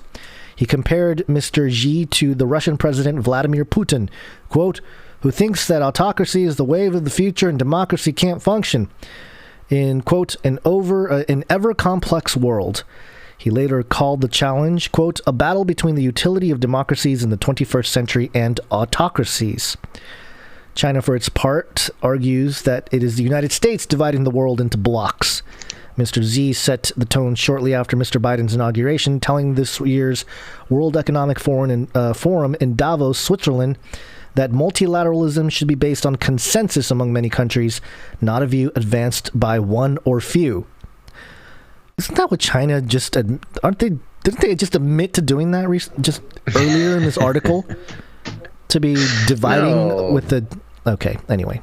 No, the glorious nation of China would never do anything hypocritical. Of course. Quote, to build small circles or start a new Cold War, to reject, threaten, or intimidate others, to willfully impose decoupling, supply disruption, or sanctions, and to create isolation or estrangement will only push the world into division and even confrontation, Mr. Xi said. Takes one to know one. In pushing back on criticism on its policies in recent days, China has championed the primacy of international organizations like the United Nations, where Beijing's clout has grown. Mr. Wang noted that more than 80 countries at the United Nations Human Rights Council had expressed support for China's actions in Xinjiang, the far western region where the authorities have detained and interned Uyghur Muslims in a campaign the United States declares a genocide. Wow, 80 countries at the UN Human Rights Council had expressed support for China's actions? What? That's insane. What kind of Epstein sting op honeypot operation are they running on these countries? Well, it happens to be that those same 80 countries are in debt to China as their economies collapsed and China swooped in and offered them loans that they could never pay back. Yeah, let me skip a couple paragraphs. It's the Chinese financial model of imperialism. Right. It says here, China's most striking alignment is with Russia, where Mr. Putin has long complained, about American hegemony and its abuse, in his view, of the global financial system as an instrument of foreign policy. Just in the spirit of fairness, that situation I described, America's done it too. Oh, America's most egregious, probably. I think we invented it. Yeah, I think we were in charge. But China has done a great job of getting support in the United Nations using the same It's very strategy. Easy as Americans for you and I to not just fall into kind of this American exceptionalism, but forget that, America has been, remember that num num num clip about meddling with foreign elections? Yeah, we don't do that exactly. now. We don't still do that now. It was the question, and the guy was like, "Well, num num num num num." Yes, we actively interfere in foreign elections. Yeah, that's our thing. So for us to be outraged, so much so that a man who was paid to lie about it couldn't lie about it. Yeah, on national television, on like Fox with what's her name. So this goes on here and talks about China and more of China's stuff. But I think coming at this, we're Jesus followers. We don't necessarily ascribe to a particular denomination. We don't, push out that kind of thing. But this general thing about, number one, that there's nothing new under the sun, and that, there's none righteous, not one, except Jesus. Those types of concepts really come to light or are affirmed by stuff like this, because as the United States goes into these different countries, and Putin's little quote about how the United States has used our economic sword to take over other nations and control other nations, 100% true, and right. And so for them to it's just a matter of perspective, from the perspective of Russia and maybe even the perspective of China. They're doing what's right. We're doing what's right, going up against this evil thing called America, the United States, and all the evils they've done. And it just really, to me, speaks to the truth of what Scripture tells us, is that, hey, we're fallen in sin and there's none righteous, and we're just all screwed up. We all think that we're doing the right thing, but really it's not like that. So yeah, I mean, if we were born in China and were Chinese patriots, we would probably be fully on board. But we're not. So I don't know if we'd be fully on, but I mean, there's still people that are in China that are like, eh. I think there's plenty of people who the brainwashing is strong with. I mean, even look at America, where freedom is, the top priority, and there's still people brainwashed into, people that don't realize that it's. Yeah, they don't realize that it's the freedoms that this country has that allows them to say what they say about their own country. Because if you're in China and you rail against China, you disappear. Goodbye. Yes. No matter who you are, they made that point with Jack Ma. Yeah. Nobody is above. He's gone. He got disappeared. He said something bad about the government, and the richest man in China just disappeared one day. So there you go. That's China wants to lead a new world order, and in reality, it's not just China. It's not just Russia. It's not just the United States. The new world order is a spiritual movement that is bringing the prophecies of the Bible come to a reality.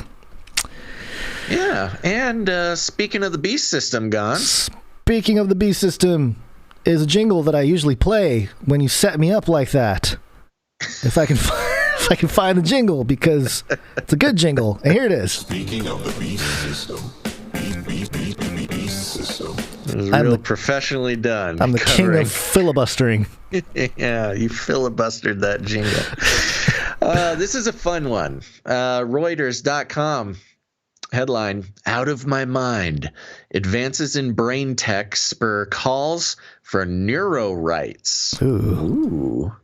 A turning point for Raphael Yusta, a neuroscientist at New York's Columbia University, came when his lab discovered it could activate a few neurons in a mouse's visual cortex and make it hallucinate. The mouse had been trained to lick at a water spout every time it saw two vertical bars, and researchers were able to prompt it to drink even with no bars in sight, said Yust, whose team published a study on the experiment in 2019. Quote, we could make the animal see something it didn't see, as if it were a puppet, he told the Thomson Reuters Foundation in a phone interview. Quote, if we can do this today with an animal, we can do it tomorrow with a human, for sure. Yust is a part of a group of scientists and lawmakers stretching from Switzerland to Chile who are working to rein in the potential abuses of neuroscience by companies from tech giants to wearable startups.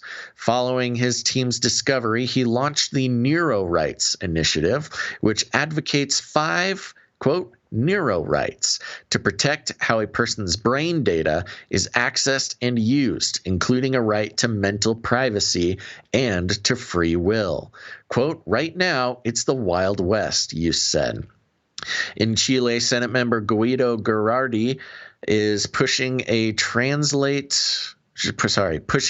translate those principles into law with a bill that would give legal protection to a suite of neuro-rights and a complementary reform to the country's constitution.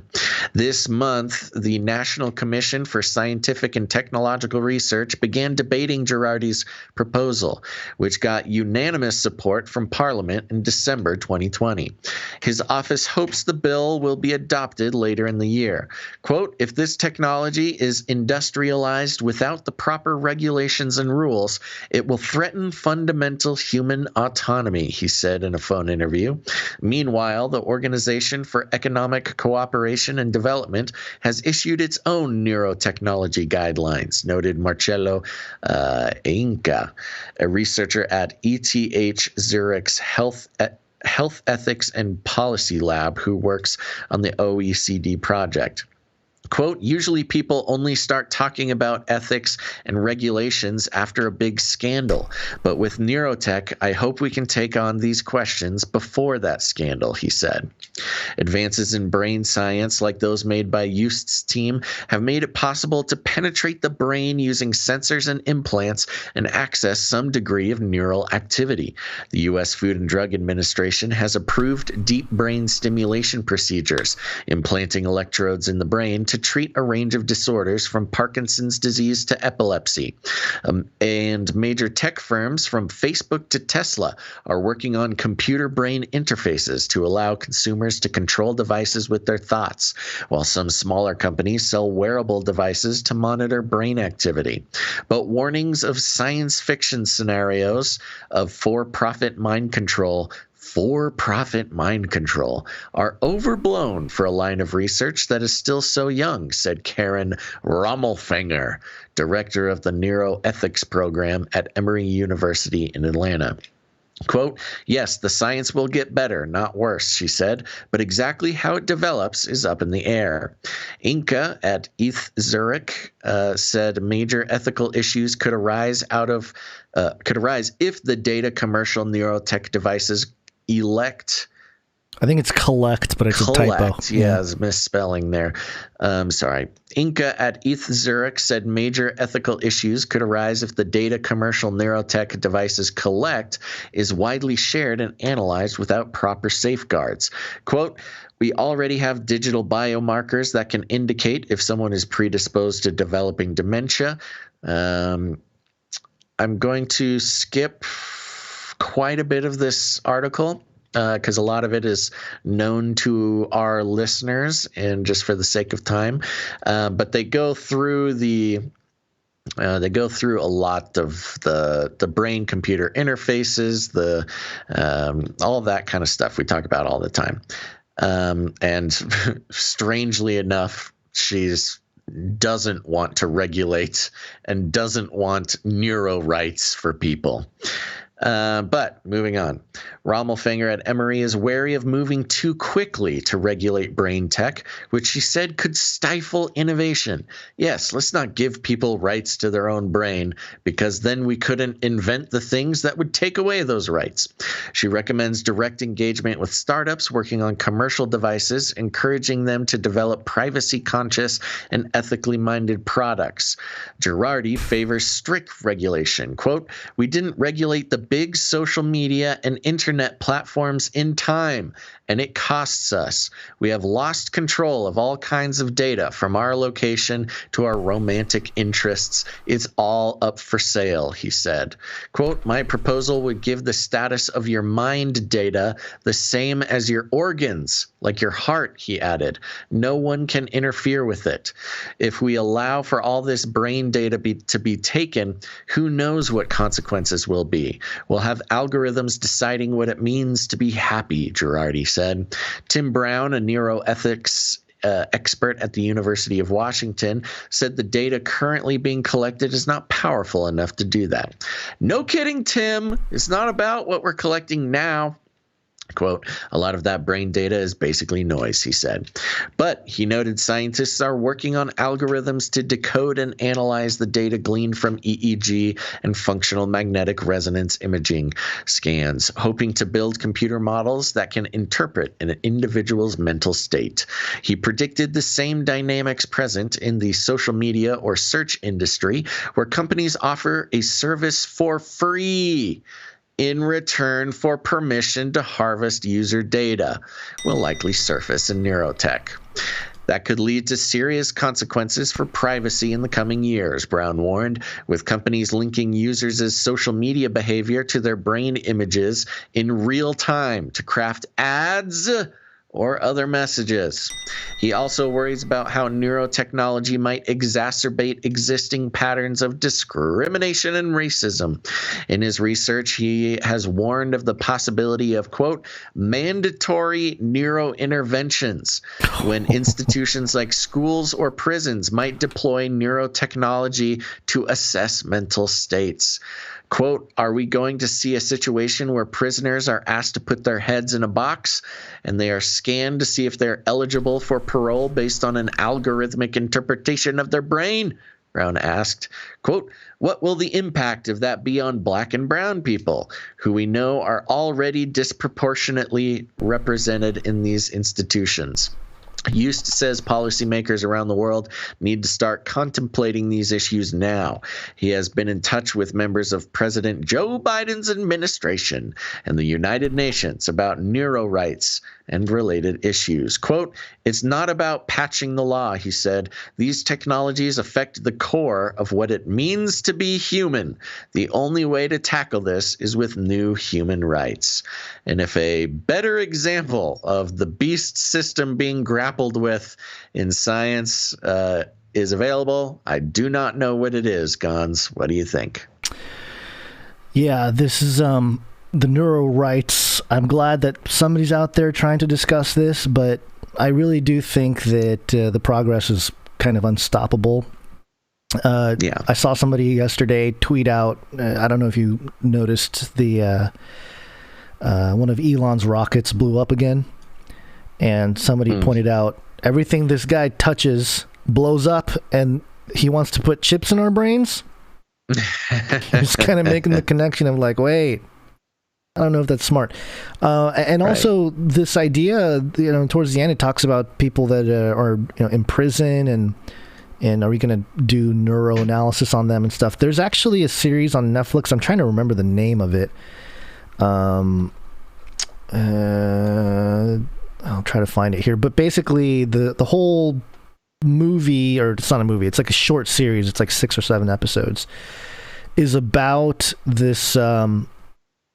It's about some prisoners that basically get tested on, and not to give super spoilers, but they're basically in like a virtual setting that they think is real life, and what are we doing? Sorry.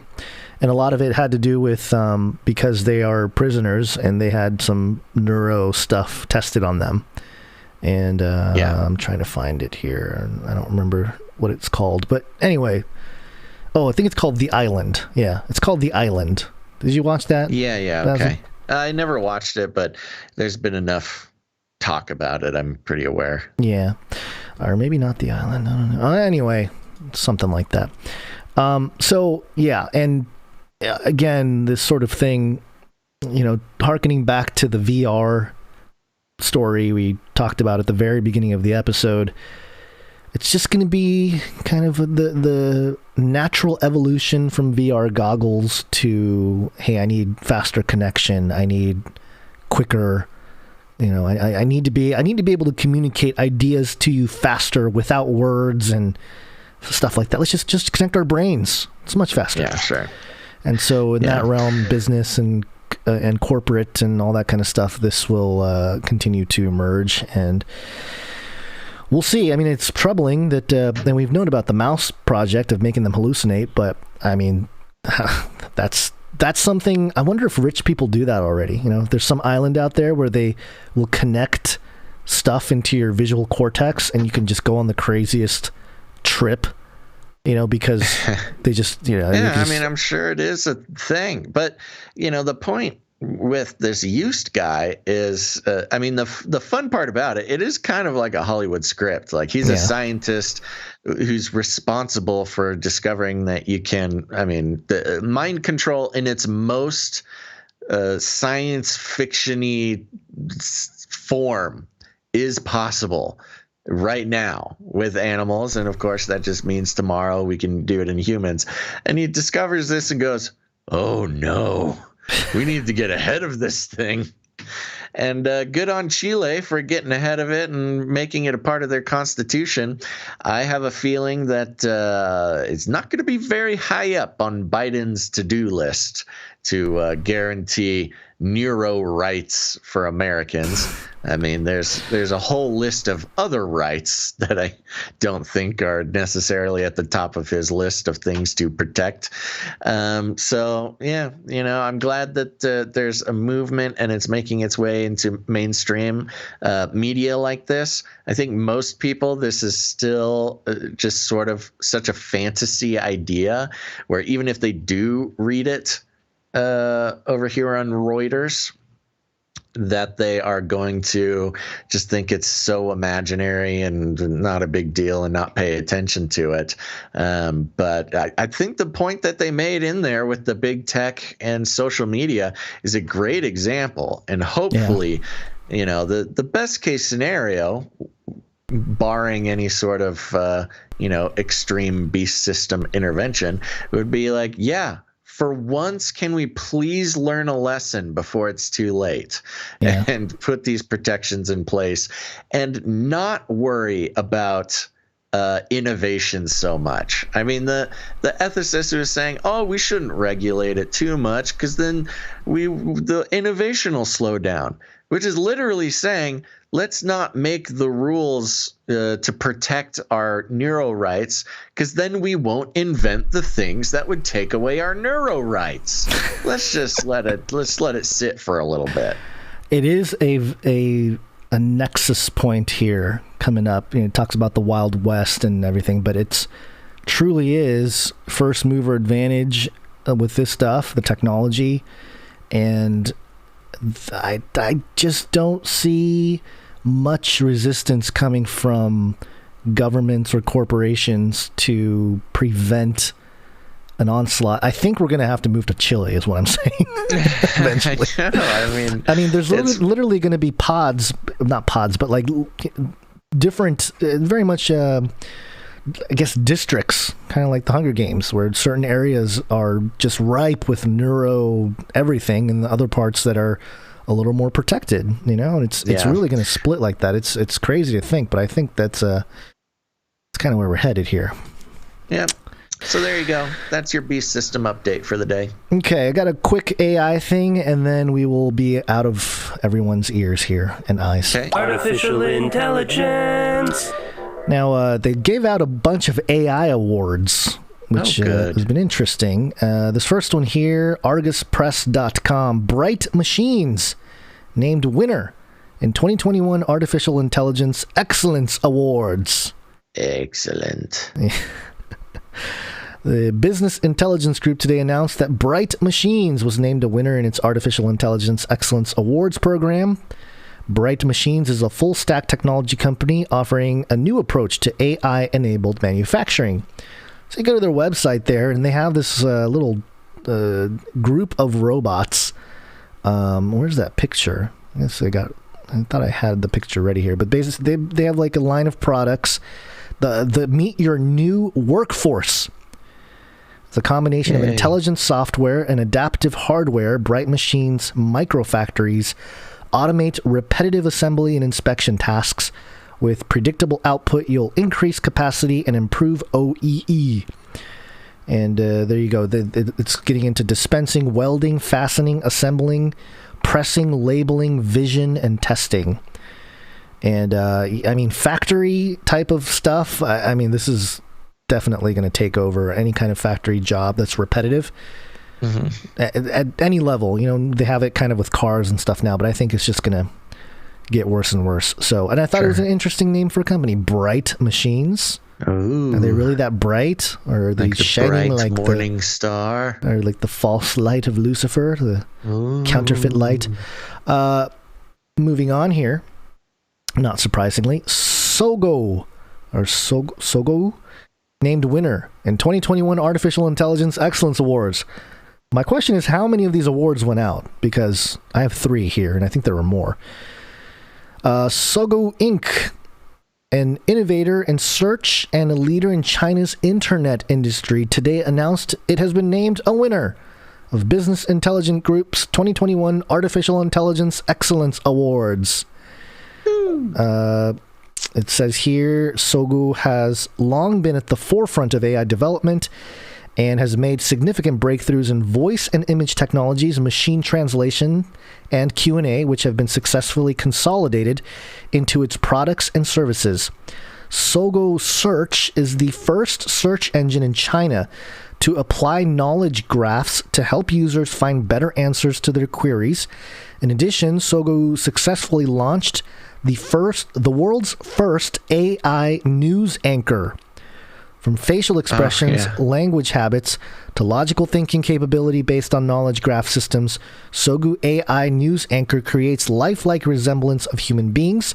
With its latest upgrades, Sogu AI news anchor can be applied to live reports and interviews, combining mixed reality technologies, rendering the lifelike anchor in multiple scenarios, including news studios and outdoor venues.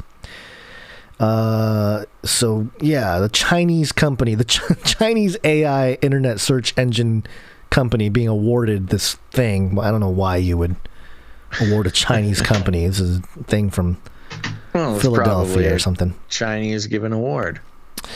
And the third award, well, there's more. I mean, it's just weird how there's so many awards.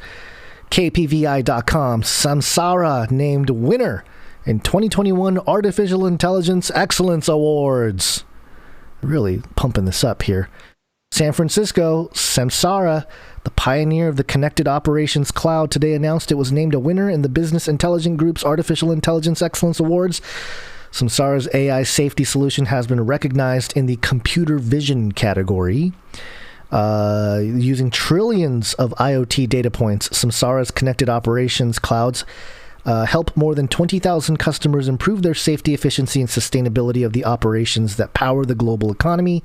More specifically, Samsara's AI safety solution uses sensors and AI-enabled cameras to bring insights to customers in real time.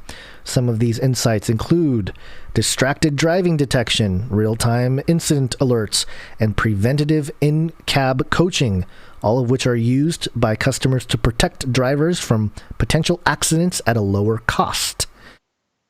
And the reason why I bring this up is because the the logo for Samsara is the owl. Yeah, well, and do you know what Samsara means? What does Samsara mean? Samsara, I believe, in Eastern traditions, is like the cycle, the birth, death, rebirth. Hold on, let me get an official definition here. Yeah, if you go to Illuminati symbols, the eternal cycle of birth, suffering, death, and rebirth. There you go. Yeah, it's the Ouroboros. Yes, it is the Ouroboros. If you go to IlluminatiSymbols.info, it goes through a whole list of the owl symbolism, Bohemian Grove, Mazda being one of them. Mm-hmm. There's another Bohemian Grove picture from back in the day with the owl in the background. You have Harry Potter. You have the U.S. $1 bill, the Illuminati Minerval owl, and so on. So, no surprises there. Perfect. Yeah, well, perfect. I'm glad they're going to be having their electronic eyeballs on me, making sure I don't fall asleep while I drive.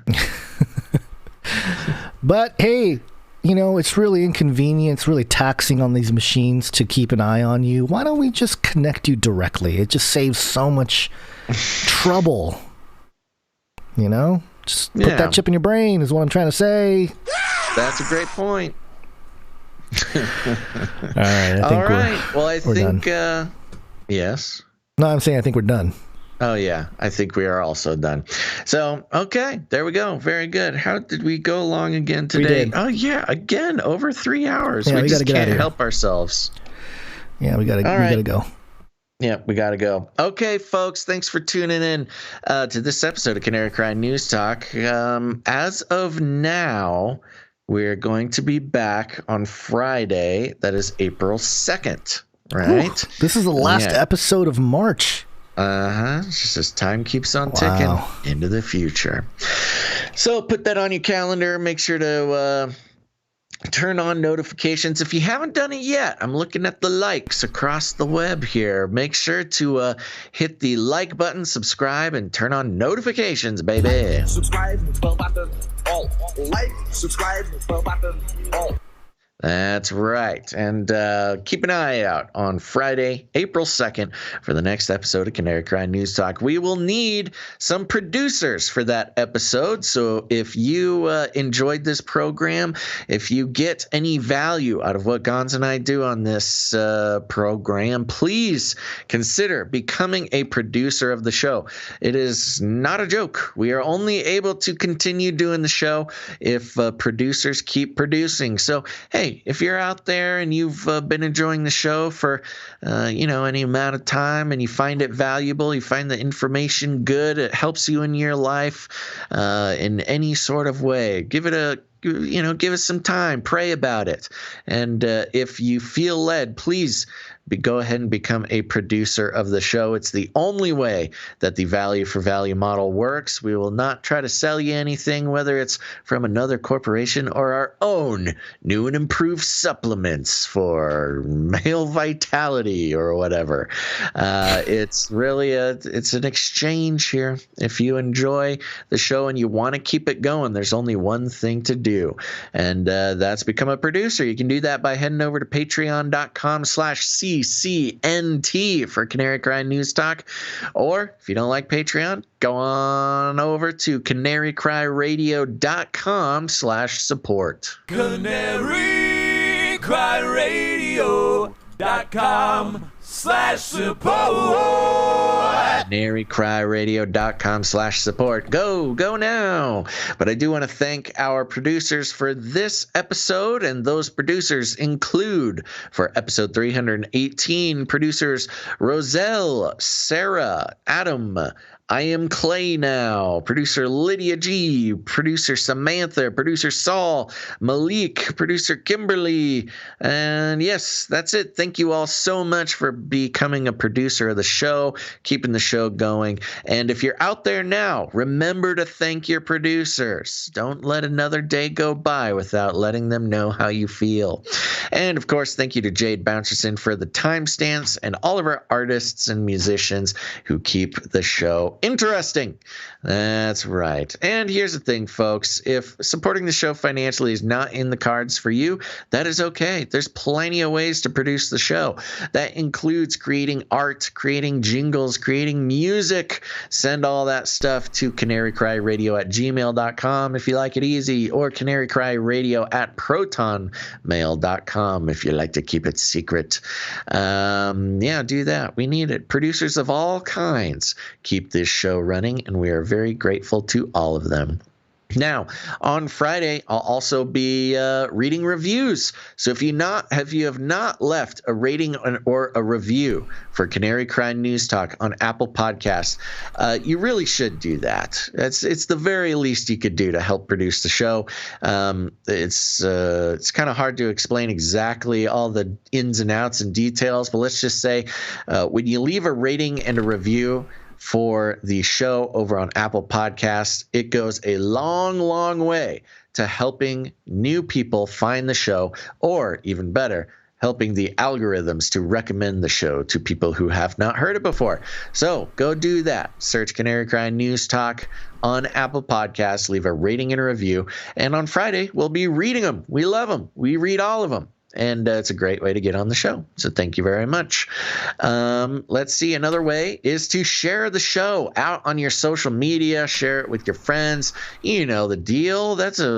We should all be used to that now. We understand that, social media just is what it is.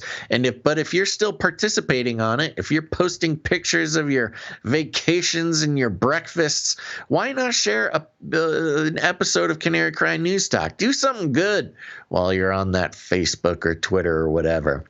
That also goes a long way to helping out the show. You can just press share out this episode, maybe a different episode, whatever you want. Just help us out. Come on, help us out. Also, lastly, you got friends, you got family. They're starting to wake up to the fact that the world is not what it seems. And we think we're a pretty easy step into the expansive world of learning the truth about all these funky things. So go ahead and share an episode directly with your friends and family. way.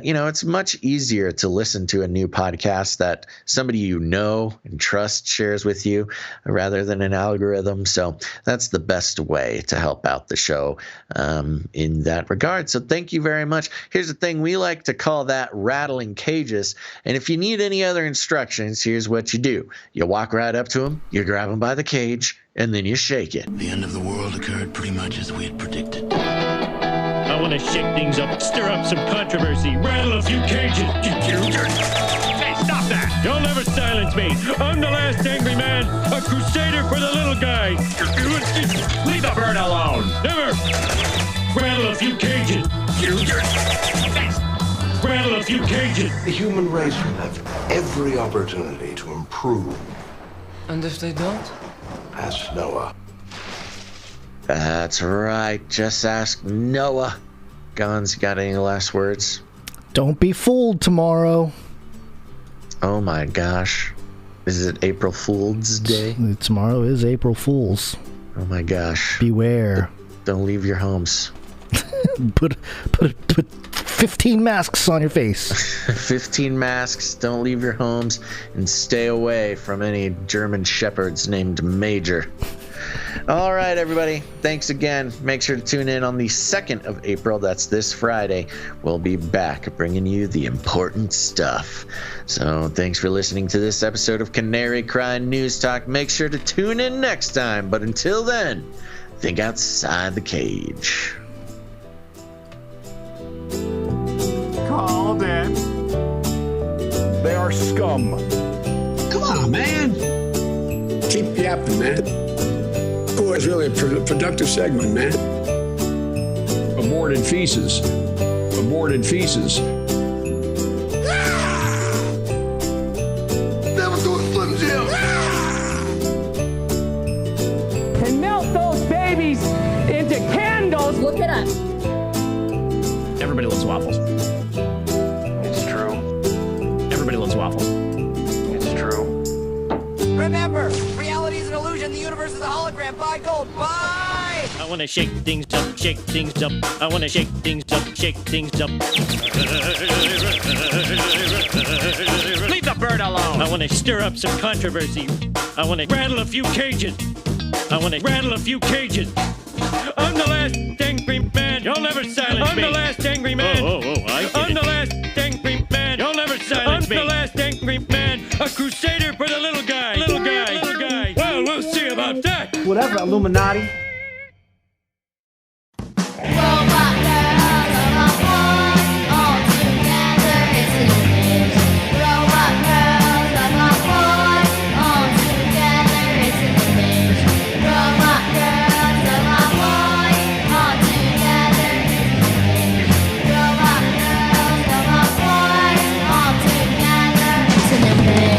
It might seem scary, so frightening.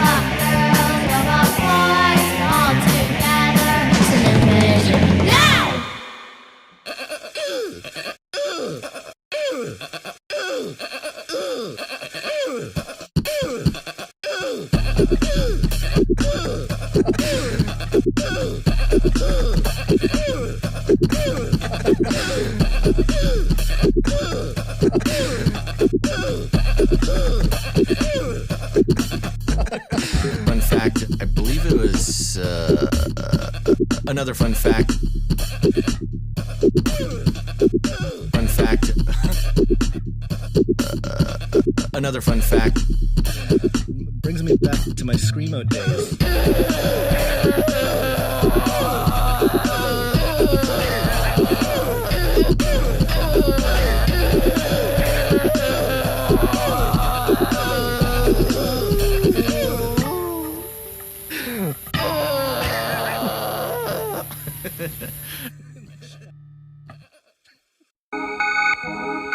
In the future, humans will be confined in a people's zoo. People, I'll keep you safe and warm in my people's zoo. I'll keep you safe and warm now in my people's zoo. You and you in my people's zoo. I'll keep the cameras on.